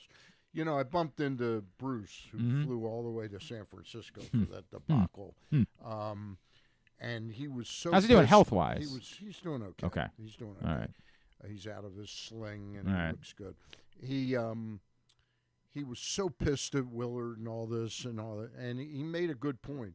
He said, it's a done deal. He goes, if not, Pitino gets the Villanova job, Richard Pitino. Oh, yeah, yeah. In other words, when he took the Xavier job, it was a sign that they were leaving open the Villanova job. It was for Willard. It was the thing that I kept, even as there was some positive momentum, like Maryland's trying to, every day that went by, it was clear what was going on here. Like Villanova is not just sitting around and deciding we don't need a basketball coach. There's nobody coach. driving the bus at Maryland. There's nobody that could pick up the pieces that quick and react to this. It was just a terrible. There is confluence. Absolutely an amount of confluence that it's circumstantial. There are 3 really unique aspects of it. Yeah. The 3 unique aspects of it being it is the Villanova job, to the point if it was Wichita State, we're not here. right? Like we're just not Mark having. Turgeon would take that. Mark Turgeon would walk there probably. Actually, I think Mark Turgeon might be in the burnout part where he doesn't even want. I don't think he wants I've gotten the sense from the people that know him that he's just there isn't a call right now that would get somebody pointed out that like maybe Mark Turgeon would be the type that would take the Navy job. Right. That would just say, I don't have to deal with any of the other stuff. I can just coach basketball. Like maybe I would do that. Like a high-level high school job or something like that. I don't know. There's I would arguably more nonsense, at those jobs at this point. But yeah, if it was the Wichita State job, we wouldn't be having this conversation. That wouldn't be the necessary leverage for this to be in this spot. If the team wasn't as good as it was, then the emotions wouldn't be nearly as high about this. But if the team wasn't as good as it was, he wouldn't be a candidate for the Villanova job. Like, it requires all, and then obviously to your point, the Damon Evans factor. Like, all of these three things. Now, as was pointed out to me, if Damon Evans was here, it didn't leave, the likely scenario is that the Villanova job would still be good enough that it wasn't going to change anything. And look, man, this stinks. It all stinks. It stinks to high heavens. But it's kind of the nature of college basketball at this point. And if the answer is there was no appropriate way, and I did bring this up a couple times this week, that for the anger of if the specific anger is that he went and did an interview the other day and said, as of right now, I'm staying. And again, there's a report that he had told the team that he was staying. Right. And if your anger towards Kevin Willard is that's shameful to tell the team that you're staying and then turn around and leave, I'll listen to that. I would also say that if he told the team he was leaving and left, I don't think you'd be any less angry. Like, I think you're angry about the result, not really about the process. We like the idea of being fully transparent, that like we think that's the next layer of college athletics is you can just be honest. Just that's what Will Wade did, right? Like Will Wade told everybody at McNeese, I'm leaving. I'm out. Maybe you can come with me to NC State, right? That might be an option for you. But I'm being as honest with you as I can possibly be. I'm taking the NC State job. And we like the thought of that hey, if you're going to leave, just be honest. Just say to the team, guys, this is going to be the end of the road for me. Let's go try to win a championship. Let's go all do all this together. We'll deal with it all. And that if you're uniquely angry that he wasn't honest and that, again, I don't know, reportedly told the team he was staying, fine. I hear you on that. I do. I hear you why you wouldn't like that. But I just don't think that suddenly today, if the result remained the same, Maryland got their butt kicked by Florida in the Sweet 16, and then he left, you'd suddenly be like, boy, that Kevin Willard's just a stand-up guy, and I love him. I think your opinion is ultimately based on what the result was, not the process. That's just what my gut tells me. One more from Joe. Joe says, Glenn, is there any chance that Maryland considers someone who's currently on staff for like a one-year bridge in order to try to keep the guys they have on the roster? I mean, the only guy that would be in play for that would be David Cox because he's got head coaching experience, obviously, at Rhode Island. No, would be no. What they need to do, if we agree that 2025-26 is in great jeopardy of being a terrible season, they need to move as quickly and decisively as they can to make sure that they start a new era. It's funny, Stan, because I think that you either go one way or the other, right? Like I know why you're saying that, and a lot of people are saying that, but as I said before, if you can find someone who's got players that he can bring with them, then you can mitigate that. Yeah. So I would say either you're going one way, either you're purposely looking for someone to say we need to build off of the fact that there was juice back in the program this year, that people are excited about Maryland basketball, and we can't just accept a step back next year. We have to hire a coach who has players to bring with them so we can be competitive a year from now. Or you say, to your point, you take your lumps, and we just have to hire the guy that we genuinely believe will long-term be the best coach for Maryland basketball. And maybe that's the world where you consider an assistant coach, a Luke Murray type, or we know it's not going to work next year. We know that. But we're looking for somebody that can be good for 2 decades here. and we think we can find that guy. But I think Luke Murray would be an excellent choice. I think a lot of people like Luke Murray. A lot of people thought he was going to be in line for the Xavier job. They clearly ended up going a different route. Yeah. And the question is, does he need an intermediate job? But he's coached at the heels of arguably the best coach in college basketball at the moment. Scary. Yeah, that's exactly right. Although the most maniacal coach in college basketball as well, Dan. Even more maniacal than Pat, believe it or not, Dan Hurley. Even more. Tomorrow here in Baltimore, a fun day on tap as the Eutaw Street Block Party. 1:30 start for season ticket members, 2:30 for everybody else, and it'll run until the end of the Orioles-Blue Jays game. $10 adult admission. Kids are free parking. Just a cool event to celebrate the start of the season. You can watch the Orioles. You can watch the game on the screen, plus fan Q&A sessions with Orioles legends, including our next guest, autograph signings, other events throughout the ballpark, video games. There's apparently going to be a petting zoo with a cow for Colton Cowser. Cal Ripken's going to be there? I think it's more the Colton Cowser, the Moo thing that they're trying to play off of there. Music, DJs, dance contests for the kids. So much going on.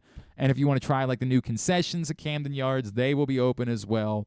Our next guest is going to be a part of it. You see him from time to time pop up on MASN. He is Orioles legend, Mr. Brad Brach, and he is back with us this morning here on GCR. Brad, it's Glenn and Stan here in Baltimore. It's great to chat with you, man. Thank you so much for taking the time for us. Yeah, absolutely. Thanks for having me, guys. I appreciate it. Tomorrow should be a fun day. All those events that you just listed. I'm excited to be there for it. This is unrelated. I dig this. I'm the father of two sons. I'm hoping that I can take the boys tomorrow. I got a little bit of work stuff I'm working on, but I dig this. Opening day, they're 10-7. It's not for them yet. Like, they're not at the place where I can comfortably take them out of school and do that. This is a really cool way to have your family kick off the start of baseball season, and particularly for the kids. Oh, yeah, big time. I think, like you're saying, for young kids to get to go to see Camden Yards maybe for the first time, or to just go there, kind of without all the baseball stuff going on, and the screen will be on, you can watch the game, but to have all those other activities, I think it's a great way to get those young fans, especially to start rooting for the Orioles and come out to Camden Yards. So it should be a great day. Looking forward to it all. And like you said, just a great way to start the season, really. When I saw the weather, too, especially, I'm like, you couldn't ask for a better. It is a perfect day. There's no doubt about that. Brad, the important question, right, is if for some reason they start running out of arms in a couple of months, are you continuing to stay loose? Is there any chance that you can be available to help out if we get to June and there's a need for an arm or two?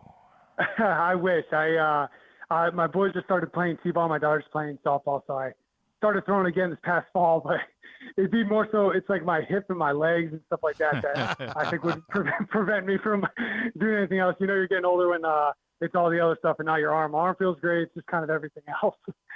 I understand that. I guess we'll have to keep looking, keep searching if that ends up being the case. I wish I could. That's for sure. Brad, with that in mind, obviously, so much of the conversation about the Orioles this year centers around Felix Bautista. As he returns, what is it that you're watching for early on in the year that's going to show you, how ready he is to be the Felix Bautista of 2023, the guy that was, legitimately putting up historic numbers, striking out 2 dudes per inning?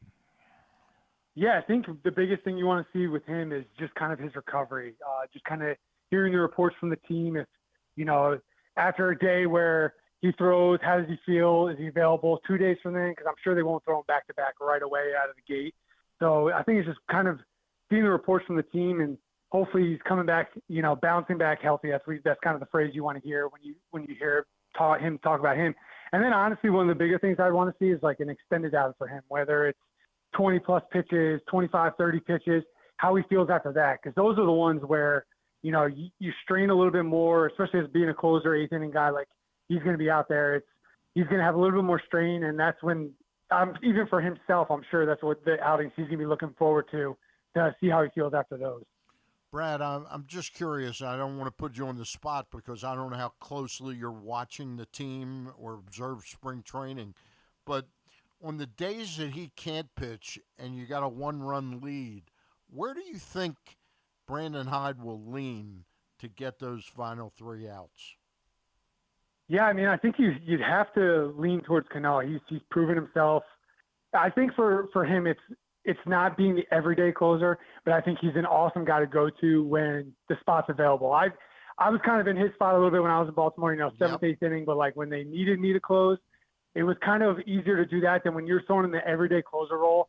There's just something different about pitching in the ninth inning. So I think having a guy like Yennier Cano, I think he's a perfect guy to go to. He's done it before, and he was great in that role when Felix was healthy a couple of years ago also.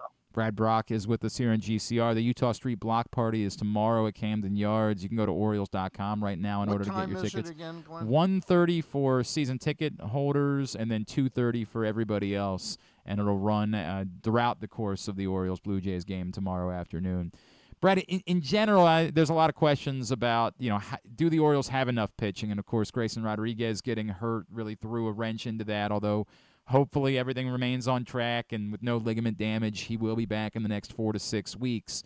Who is it to you that's maybe most pivotal, like most critical of this group for if they're going to have enough pitching to get through this and give themselves a chance to win the AL East? Who is it to you that needs to step up the most this season?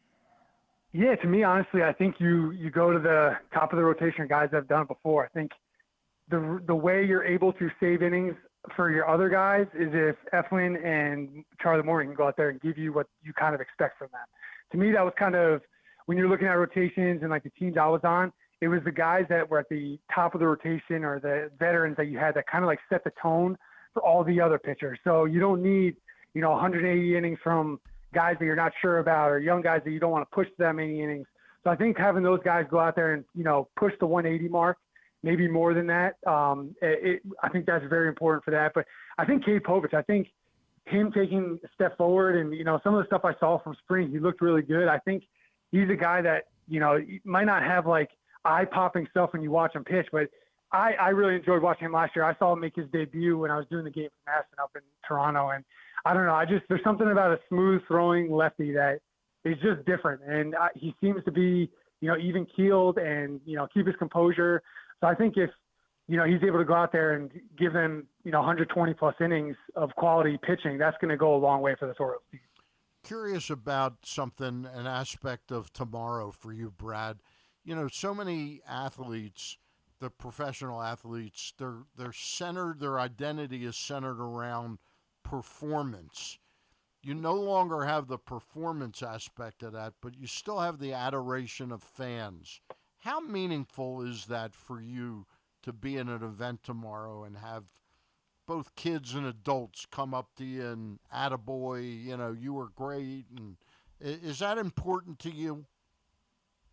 It's I wouldn't say it's like the most important thing, but it's nice to know that you left a little bit of a mark when you go to events like this. And, honestly, even just the invite from the team lets you know that you left a little bit of a mark when you were there, and you're hoping some of the stuff you did in the community kind of shows out more than, you don't need the attaboys and thank you for everything, but it's always nice to hear. Like you said, when you're playing, you want to go out there and perform. And when I was in Baltimore, being there for 5 seasons, it was really wanting to win a championship for the city and for the fans who showed up all the time. So getting to go back to this, and it's kind of thanking them for showing up when you were playing. And it's just kind of nice that you can have that when you're out off the field, outside the lines, and you can go back and give thanks to the community and the fans that showed up and rooted you on when you were, out there trying to fight for a World Series for the city also.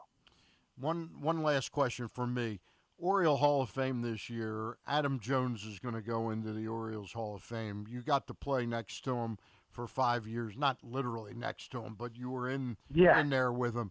How important was he, and how well-deserving is this honor for him? Yeah, it's a great honor for really anybody to get into that, especially for Jonesy. He was staple of the community and just did so much for, youth of the Baltimore community. And it's great to see him get to go up and be with all the other Orioles legends, because he definitely deserves a spot there. He went out there every single day and played center field, and everyone knows how hot it gets in Baltimore during the summer months. And he was out there every single day, never had an excuse, played hurt at times, but went out there and just posted numbers. And that's what you look for when you're talking about a legend or, somebody that deserves to be in a Hall of Fame of a team. Is he's much like Markakis. I mean, out there every single day, rain, snow, heat, cold, it didn't matter. They were out there every single day and they posted. And that's really what you're looking for when you're looking for leaders and guys that go in the Hall of Fame. Is Brad Brach. He's with us here on GCR ahead of the Eutaw Street Block Party tomorrow.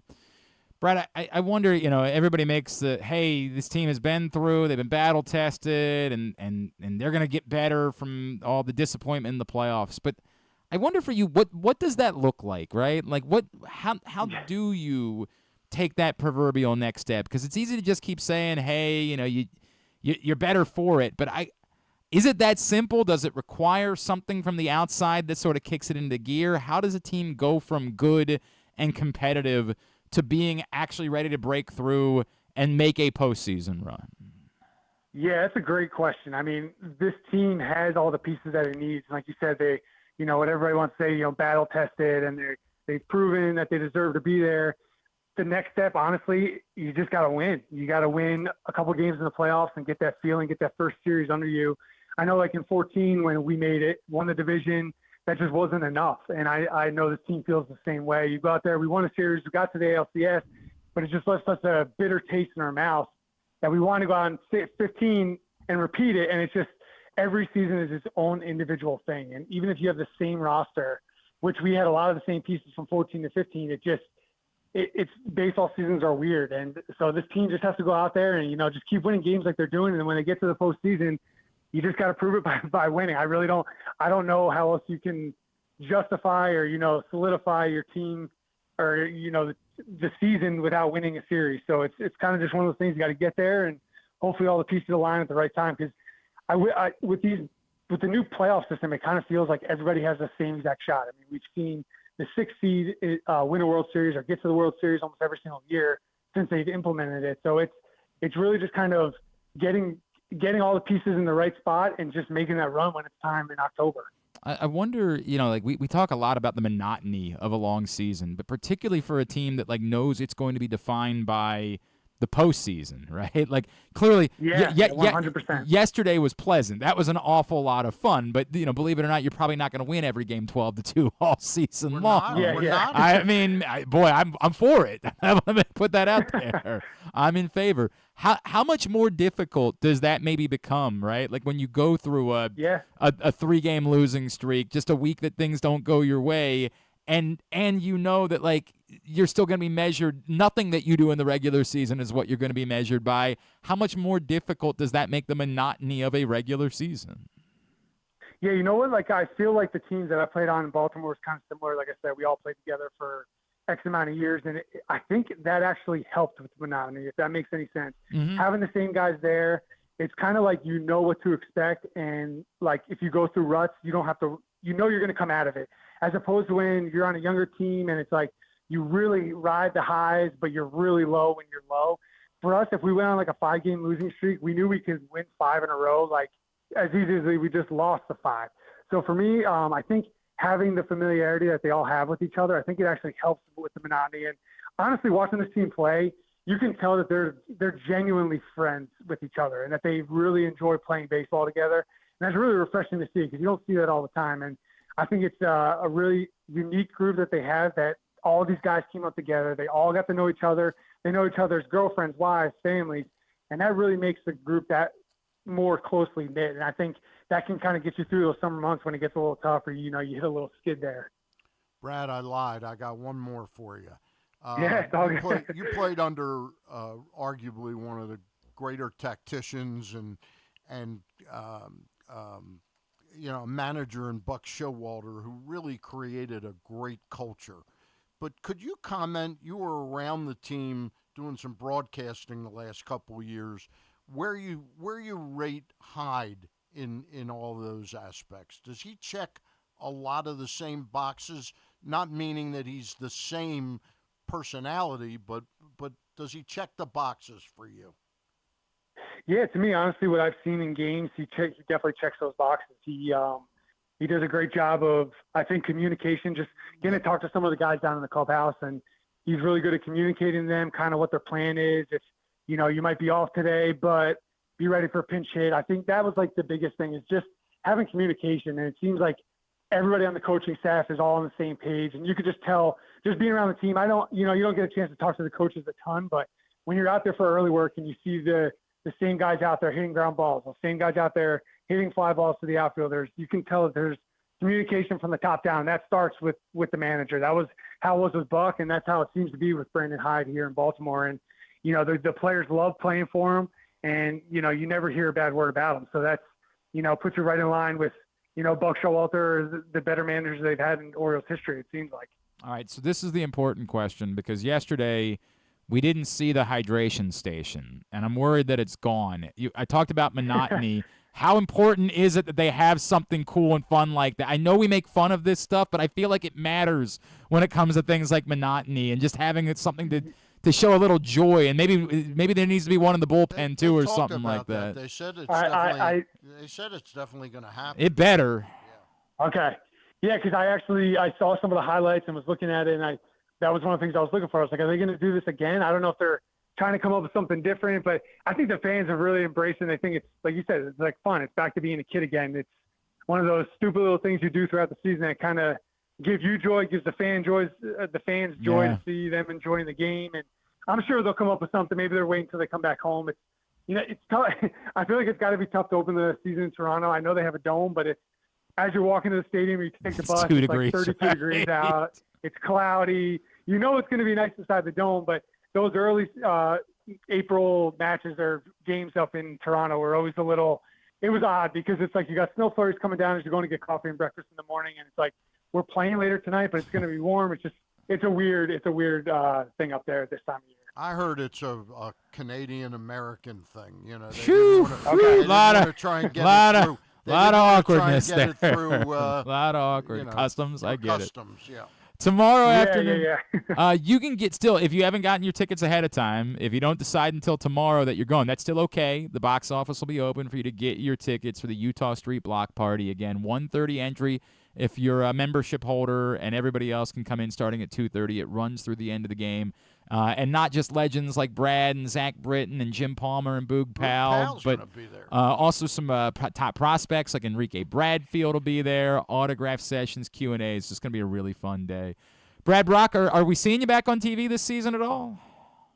I haven't heard anything yet, but in the past couple of years, it's they'll call on like a Wednesday, hey, can you come Friday? So you never know. I'd love to. I had a great time doing it, so hopefully I get – Hope that's the case. In the meantime, we'll look forward to seeing you tomorrow.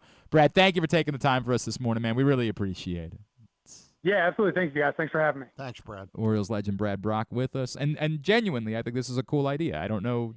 This is new. It's something they're trying for the first time. I think it's a Mark Fine idea? Timing-wise, it seems maybe. Might be. I like this. I think this is a good I talk a lot about the need to touch the community and find them where they are. Right. And while you would say they still have to come to you, it's in a much more economical way. I don't have to pay for parking. I don't have to pay for the kids to get in. It's an opportunity to touch the Orioles in a far more economical way. $10 for adults. That means any chance there's going to be any $4 hot dogs? I don't know if that. Well, I know the concessions in general are going to be open, but I don't know if it's all the concessions and if the value one is one of them. I don't have that detail as to whether or not that's. Stan's about to go spend $30 on hot dogs every game. He's about to get 7 $4 hot dogs per game moving forward. But yeah, I think this is a very good idea. I am really hoping that it works out, that I can bring my kids, but it's a little bit tight with a lacrosse game that I have tomorrow, so we will find out. Are you saying you got to get out of here? Is that no? All right, then we'll do tidbit and tubular. That's the way that it'll go, and we'll wind things down that way. Tidbit, sir. That old guy. What do they call him? The Big C, Cooper Flagg. At one point during the broadcast, Jim Jackson. They were talking about the big C's or whatever, and I swear to God, Jim Jackson said, and then Cooper Flagg gets a dunk, and he says, and here's the biggest C of them all. And, trust me, I have said something. Last week at one point, I was doing the Loyola game, and my partner, Chris Gunkel, who I love, was trying to talk about how the idea of when you're hitting is you're supposed to be trying to get the ball. Like you're not just supposed to be wildly smacking at a guy. And I said verbatim the following phrase. You think he's just whacking? Chris followed up by saying, Yeah, I think he's just over there whacking. And we, immediately I realized what we had just said. And I was like, oh, God. No, you knew what you were doing. No, I didn't. No, you I knew just what you was were trying doing. to follow up on the thought. It's I was just trying really to follow is. up on the thought. Despicable. Children listen. I don't think that Jim Jackson thought at all. But I did follow up on Twitter by saying Jim Jackson just described Cooper Flagg as the biggest C of them all, which means he apparently didn't meet my ex-girlfriend. Not familiar. Well done. With Sure. what a C she was. Yeah. God. Or you can go the other way if you want to use the other her C name, word. Claire? No, her name started with an L. That wasn't. Yeah, wait, it was a I'm different trying to figure out what you mean by different this. C that I was talking about. God. Yes, there was other basketball last night. Yeah, a lot of points scored. Yeah. A lot of points scored by everybody but Maryland. Yep. A lot of points scored. How it went. Cooper Flagg dropped 30 of those points, 7 assists, 6 rebounds. I mean, on 3 paper, blocks. Duke, Alabama looks like it should be exceptional. Yeah. The way that Alabama's been shooting, Duke's ability, nobody has a defensive answer for Cooper Flagg. On paper, it should be. It could be. Alabama will find a way to stop them. I hope. They're known for their defense. Sure. On paper, it could be a. How many points did the Pacers, or who scored the? The Wizards gave up 162 points yesterday. There might be 162 points scored by one of these two teams on Saturday. I mean, it looked like Bama was going to score 120. Yeah. It's nuts. He is the second freshman ever with 30 points, 5 rebounds, and 5 assists in a tournament game. He joins this man who did it in the Carmelo 2002 round of 64 against FAU, not Carmelo. I was going to say that math works. Yeah. Against FAU? Was he 03? Would he Was he 03? He might have been the 03. tournament. Yeah, because the 02 tournament was the one that Maryland won. So a freshman in the 02 tournament. And he was also a Alabama player. Well, I say also, but Cooper. He played for Alabama. This is you just gave me an 02 Alabama question the other day, and I it's the same guy. I think it's the same guy, and it's somebody had a bit NBA career. Well, I mean, he had a decent NBA career. Yeah, as I remember it, it was just okay. But you can't think of his name. Oh, he's coaching Jackson State now. I did not know that. I trust me, I wasn't going to come up with who the coach of Jackson State is. I could. Oh yeah, I could look it up. He was a late second round pick by the Utah Jazz in 03. Was it Mo Williams? Is that who it was? You love Mo Williams. You are obsessed with Mo I'm not Williams. obsessed with him. He's just doing Cooper Flagg's doing things we haven't seen since Mo Williams. So that's why we're Griffin is he's all getting guy I big can't week for him. remember. Griffin has given a big push to Mo Williams the last couple of weeks. Well, I mean, and you're trying to play down his career. I mean, he played for 13 years. And he was a how many time All-Star? That's not what it's about. Yeah, you tried playing the always NBA about- for 15 years. It's not all about that. Won an NBA championship. You know what? I will give you. Mo Williams was a better NBA player than I was. How much money did Mo Wait, Mo Williams earn? made an All-Star team? Yeah. All right. Then I'll 09. take. I would have never How guessed much that. money did he earn in his career? 40 million? Mo Oh, Williams? easily. I bet more. Yeah, easily 40 Mo million. Williams. I would have never guessed that he was an All-Star. So I'll tip my cap. He was a more accomplished NBA player than I gave him credit for. Let's see what we can see what his net worth is. His net worth is listed at $20 million.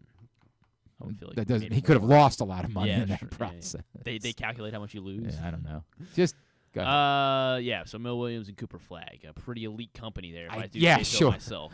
That's. By the way, I need you to know if the Wizards draft Cooper Flagg, he's gonna be Mo Williams. He'll be just fine, just fine. Nothing more than fine. You don't have to worry about that. There's no way that the Wizards get that lucky. Well, yeah, if he goes somewhere else, he'll be a good player. Yeah, but if he he'll goes be- to he'll be- Washington, I assure you. No, I agree. I said you Yeah. don't have to worry about that. One of the other games that was on, what was the game that we didn't mention? The one I'm about to mention is the Texas Tech, Arkansas State. Arizona Duke. We mentioned Florida. BYU. BYU get their brains blown in. Yeah. But Texas Tech was obviously trailing much of the game, pretty much the entire game. Including at halftime. John Calipari going into last night had a tournament record of 35-0 when leading by at least 6 at the break. Wow. That is no longer a sucks. perfect Get him out of here. 35-1. Maybe we can get him at Maryland. Maybe this might be the. Be right up our alley, I guess. Right, guy that can't hold on the leads and I mean, just generally disappointing, I guess. Is that what John Calipari is? Is generally disappointing? Well, I mean, he just blew a lead. Blew a I mean, I 6-point get lead. that. All right, get to whatever you're getting to. I mean, I got a ton of baseball stuff. We can do Mr. Tyler O'Neill hitting another opening sixth day. Consecutive opening day with a home run. Sixth? Mm-hmm. Sixth consecutive opening day. Already had the record. Unfortunately, a few people, four. A few people, including Kevin, were saying it is his sixth consecutive opening day home run, which would suggest that in every at bat, he on 6 consecutive opening day at bats, he's hit home runs. It's just the wording is wonky. 6 consecutive opening days with a home run. Home runs. It's not 6 consecutive opening day home run. That would suggest that in every opening day, all he's done is hit home runs in every at bat. That's So the. Already had the record at I'm 5. not, it's now 6. I'm not really coming down on Kevin. It's so wonky that it's just easier to say it that way, and I get it, but it's 6 technically consecutive games. Six consecutive opening day with a home run, or home runs in 6 consecutive opening days. So there were 3 guys that did it 4 times, 4 consecutive. Not a opening chance in days hell with a home run. One of them were they? I guess one of them for sure was a Hall of Famer. New York Yankee catcher Yogi Berra. Yogi Berra did it 4 times in a row. Gary Carter. 4 also a Hall of Famer. ODs in a row. Yes. Todd Hundley. They're all catchers. Who? They are all catchers. They're all catchers. Todd Hundley? Yeah, Todd Hundley from the Mets. That's weird. And then Tyler O'Neill, of course, with 6, most all time. Also, opening day home runs. Before yesterday, there had only been 2 Orioles that had hit 2. all time. I know they shared it on the broadcast. I do know. Did you Stan, know? Yeah. What was the question? 2 Orioles before yesterday had hit 2 home runs on opening day. I would say equally legendary Orioles. Eddie Murray? Not Eddie Murray. Frank Robinson. Not Frank. Lee May. Not Lee May. Brooks Robinson. Brooks Robinson, the first Oriole to do this. 2 home runs. And the other guy, opening day, just as legendary as Brooks Robinson. Just Aubrey Huff.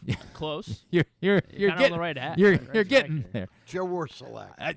You're sniffing right around. Time frame is good. You're sniffing right around it. Fritz Connolly. No, think right around Joe Orsolak time frame. Think right around that time God, frame. I can't think of any other players. Early 1990s Orioles. That is early 1990s as he can get. Freddie Lynn. Right in that. Keep going. Ray Knight.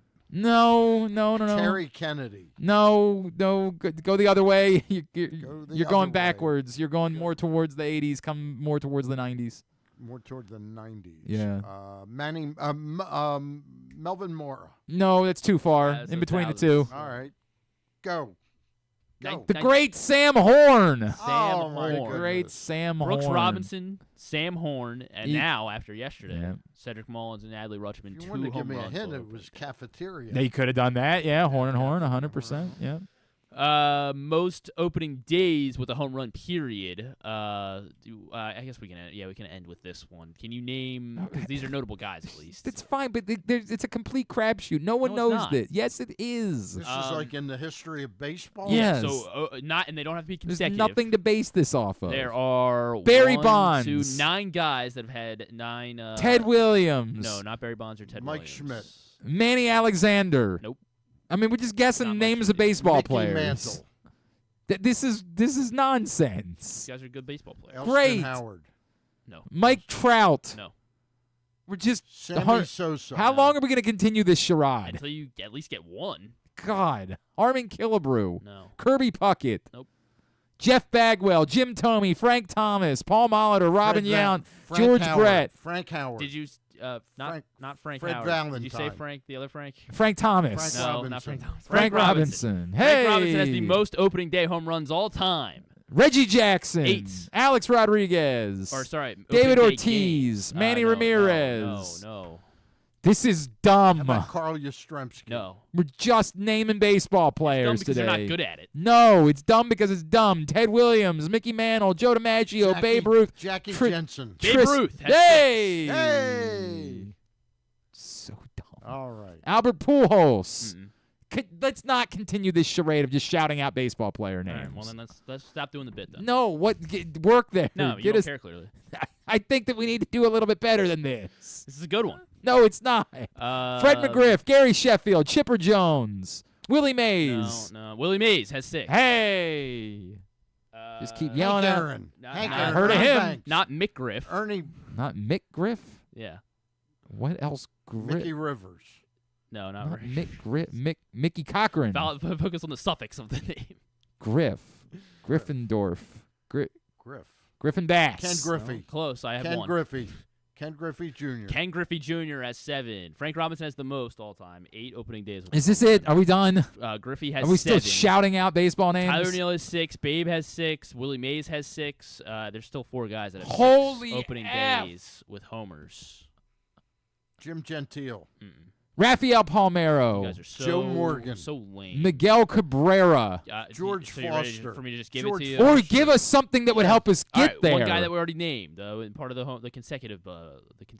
Brooks Robinson? Not Brooks. No, in the name of the Yeah. I don't remember. The catchers. Gary Carter. Gary Carter has Hey, 6 all-time opening look day at that. home runs.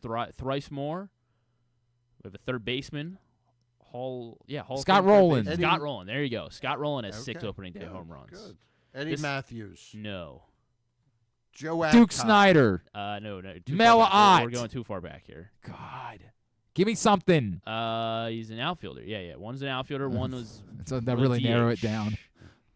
Edgar Martinez. No. Harold Baines. Roberto No. Clemente. No. Willie Stargell. No. You're doing a good job at naming baseball players, Stan. I commend you. I don't know what this exercise one's a is, Hall of Famer. but I want you to know you're doing a hell of a job of just naming baseball guys. Thank you very much. I Sammy appreciate Sosa. He won a World I Series mentioned with him already. the Mark McGwire. Toronto Blue Jays. He only spent 1 year with Joe the Carter. Joe No, Carter. no. Won a World Series. Lloyd Mosby. No. Paul Molitor? I Jesse said Jesse Paul Molitor. Barfield. John Olerud. No. Josh Donaldson. But he won a World John Series with the Olerud. Blue Jays. No, No. you mentioned him. Yeah. Devon White. Ernie Roberto Whitt. Alomar. Ernie Witt. Kelly Gruber. Nope. Who else was on those Blue Jays teams? George Bell. No, I don't think he was on those teams. Spent most of his career before he winning the World Series with the Blue Jays with New York and San Diego. Dave Winfield. Dave Winfield, 6 opening day home runs. And then this I guy don't was remember Dave Winfield on that Blue Jays team, by the way, at all. Well, he I got mean, a I World know he. Series ring for it. Is that when he killed the seagull? Oh, no, he was with the I Yankees. think he was. Yeah. What was the other one? He's a DH. He played some first base as well. DH who played some first base. I already said David Ortiz. David Ortiz. Mm-mm. DH who He's played a some Cincinnati first Reds base. Hall of Famer. Cincinnati Reds Hall of Famer who Joey was a Votto. DH. The Reds have only had I the guess, DH. So I guess he was mostly a first because he did play for mostly National League teams. I just remember him in Tony Perez. the back half of his career. Tony Perez. No. A Reds Hall of Famer. That played first base. First base. And Apparently went, played some left field as well. and But went somewhere else and played DH at the Pete end. Rose. nope, not Pete Rose. I witnessed this guy play. So You witnessed this guy Yeah. play. Adam Dunn. Yep, Adam Dunn. There you go. Adam Dunn 6. Adam Dunn is in the Reds Hall of Fame. Yeah. He had a lot Just of put anybody. I You mean, want to go to war with the Reds Hall of Fame? I guess. Are selection? we done I- now? Are we done? Are we I guess somebody done? would mock some of the members of the Orioles Are Hall we of Fame. done? No, we're Adam yeah. Dunn. Yeah. You know what? Christ. For that, we are done. Oy, that was an adventure. That was something. I thought guys that were was great. terrible It at just, that. I just thought that was great ge- radio. that was just guess the baseball players I'm thinking of right now. That was what that You exercise. want to play that? All right, go. Guess. Orlando Cepeda. Wow. How did That's incredible.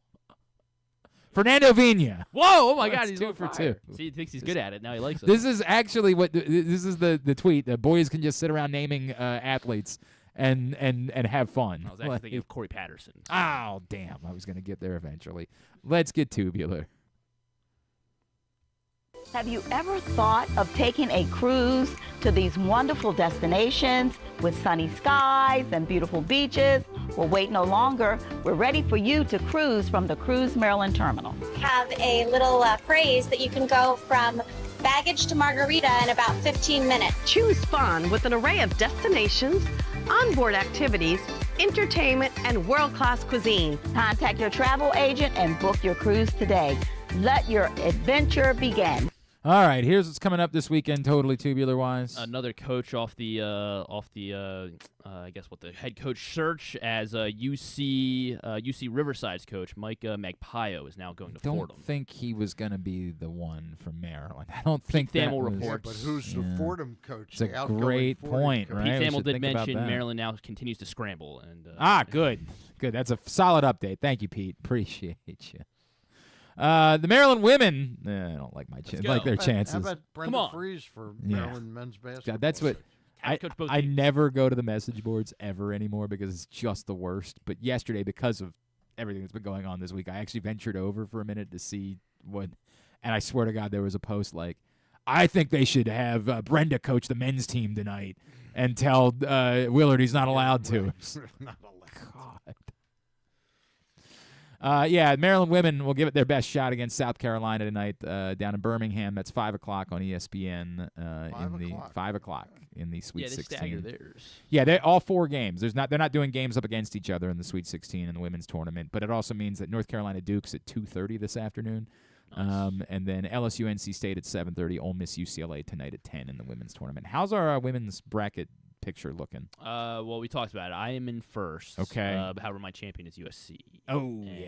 So I just got to kind of keep ahead. But somebody else also had USC. Stecca had USC. You're in last at the moment. Right, but I didn't have USC. You have South Carolina. I'm good. Why the other USC? Correct. Yeah, we all had USC. We all had USC. So I'm rooting hard for Maryland. But today. yes, I will also be rooting for Maryland today. Definitely rooting hard. Apple TV Plus tonight for Orioles Blue Jays 7:07. Charlie Morton and Kevin Gausman. Tomorrow, MASN 2 at 3:07. Dean Kramer and Max Scherzer. Sunday 1:37 on MASN 2. Tomoyuki Sagano makes his Orioles debut against Chris Bassett. The rest of the weekend, what else matters? Well, it's the UFL opener tonight. That's right. Sure. Lacrosse tomorrow. Penn State, Maryland at noon on Big Ten Network. Hopkins, Michigan following that. UMBC is at Bryant and Lacrosse at noon on ESPN Plus. Loyola's at Lehigh. They could really use a win at noon. Are they winless so They far? are 0-8. Navy's at Colgate tomorrow at 2, also on ESPN Plus. Towson Drexel at noon on Lacrosse TV. The Sweet 16 tonight continues on CBS. Ole Miss, Michigan State, 7:09. Michigan, Auburn at 9:39. TBS and True TV for Kentucky, Tennessee at 7:39. Purdue, Houston at 10:09. Tomorrow in the Elite Eight, TBS and True TV, Texas Tech, Florida, 6:09, and then Duke, Alabama at 8:39. And everything else, I think you can go to glennclarkradio.com and find it there. Non-sports. I don't know why you didn't want to dive into it more, but yeah, the Houston Roughnecks and the St. Louis Battlehawks. Non-sports, I was saying. Anthony Brown is the quarterback for the Houston Roughnecks. Great. Non-sports. It's pretty cool, right? No. No, I mean, I'm gonna be watching that, so right. I gotta toss in non-sports. Reacher, I know. Did you already watch the last episode last? How was it? There you go. Great. Good. Great. I'm looking forward to He is catching really up. a great actor. Former guest of this program, Alan Richardson. Yes. Really? Former guest. Yeah, he did. When they did the Blue Mountain State movie, they had him on to plug that. Dan, you'd love Blue Mountain State if you like. I think it's a little bit different. A little bit of a different show. What's different about it? Yeah, Alan Richardson. That's all that really Go matters. ahead. Tonight at 8 will be Power Book 3 Raising Caning, which of course features Lamar Yeah, Jackson. Lamar Jackson is in this movie. Oh my! Well, it's a TV Can't show. wait But to it's a see TV his show? acting. Stars. I did not know that. On Stars. I did not know that. Raising Canaan. Why is it called Power Book 3 then? Because I don't know. They made a series out of it. Well, this is All about right, raising. This is I'm about just- raising just- Canaan. just- I don't know anything I'm about not it. right. I'm. Apple TV Plus has Fight for Glory, the 2024 World Series. A little docuseries about I'm good. the Dodgers versus the Yankees. I'm good. If anybody wants to relive just that. keep walking. Hulu will have Mid-Century Modern. This is the Nathan Lane that where there's 3 guys that live together and they're like gay and They're like gay or they are gay. Sorry, it's just the they are gay. birdcage then? Is that what this is? 'Cause No, it's not bird. I did enjoy the birdcage. It's Golden Girls inspired. Oh, now wait a second. Yeah. Now you've got me. So it's like a sitcom of them. Who living else in is it? It's Nathan Lane, Matt Bomer, and Nathan Lee Graham. Matt Bomer's funny. I don't know his acting, but I know as a comedian he's Yeah. very funny. What's it on? It's on Hulu. Mid-Century Modern. I might look at this. I might spend a minute with Of course it. you will. Nathan Lane's I always love enjoyed Nathan me. Lane. He's great. wonderful. That's really the only the Daniel Craig movie Queer is streaming on Max if anybody wanted to check out that. Apparently got snubbed of any Oscar nominations. I didn't even know it was a thing. But I heard it was good. Okay. Daniel Craig in that. Saturday Night Live will be Mikey Madison with Glenn's favorite guest, musical guest, Mugen. So I was not aware of this. Apparently, there's this legend of they had pitched a sketch and they did it in dress rehearsal based around the Anora Menorah, which was a menorah but with a stripper on it. And as a concept, hilarious. They've shown it a few times now, like on Seth Meyers' show. Mikey Madison was on this week to promote SNL, and he brought out the Anora Menorah, and it's great. I don't know if they're going to do anything with it tomorrow night on SNL. Nora's but the movie that's she was Mikey in, Madison right. was Best Actress for. One of the best. Yes. So there's something there, is all I can say. So SNL tomorrow, and then Sunday night all the shows: White Lotus, Gemstones. And this is the penultimate White Lotus, correct? Correct. Yes. Next Sunday will be the finale. You know, Duke is unhappy about White Lotus because university? what's his face? Jonathan Isaac's character is from Duke and wears a Duke sweatshirt, and they're not happy with the portrayal of Jonathan Isaac. Yeah, they're not happy with a lot of that stuff. The way it portrays Duke alums, they're not happy about it. Why? So. I'm sure it's very factual. Wait till they find out. Anyway, yeah. Who's mad about it? What are they going to do about it? They put a statement out to the press this week. They were very unhappy. Said, we don't like this. Yeah, not happy with it. Was not approved by the university also. So I don't know how that works. I guess they probably have a licensing deal where you can license wearing a Duke sweatshirt somehow so, without them having. This week maybe he'll just happen to be wearing like a. I don't think. North Carolina sweatshirt. Yeah, no, it's by one of the stores. Have you not? Do you not watch White Lotus? I haven't watched White Lotus. Oh wow. Fun. You guys, how do I know the only two people on the planet that don't watch White Lotus? Probably more. I don't know, man. John, do you watch White Lotus? Is he over there? Do you watch White Lotus? No. What the hell is going on here? We're trendsetters, not Is that what it followers. is? I mean, how are we with the only guy that hasn't watched Reacher? Right? Great point. Exactly. Great point. Thank you. Thank you. Anyway, all right, we good? Yeah, we're good. Thank you. Stan, appreciate you. Good to have you back this week. Good to be back. Thanks also today to Brad Brach and Ryan Spilborghs. We'll get those up in the greatest hits section of the Can You Take Me Higher tab at GlennClarkRadio.com. We'll get the Monday when we get the Monday. Talk about the new coach. Yeah, maybe there'll be a coach by that point. Who Duke knows? doesn't suck. Yeah, you keep living on that island. But yeah, basketball. Reed and I will be with you 12 to 2 on 105.7 on Sunday, and of course the Bat Around with Paul and Zach Sunday at 5. Thanks to everybody at PressBox, all of our great sponsors and partners, including Live Casino and Hotel, Cruise Maryland, Crown Trophy, Easy Pass, Baltimore's Classic 5 Golf Courses, HelpMyGamblingProblem.org, Costas Inn, Maryland Sports, your local Toyota dealer, buyatoyota.com. The stick fell. The stick. The shillelagh. Get it right, Stan. It'll be okay. We got a lot of other problems around here that we got to deal with first, like jaundiced baseball players. Got to figure out what we're doing with all that. How will he manage? Thanks to Griffin. Follow him at Glenn Clark Radio. No, at Griffin_Bass. Follow us, Glenn Clark Radio, Twitter, Instagram, and TikTok. Have a great weekend. Go Orioles. Go Maryland women. Go all the local lacrosse teams. Duke sucks.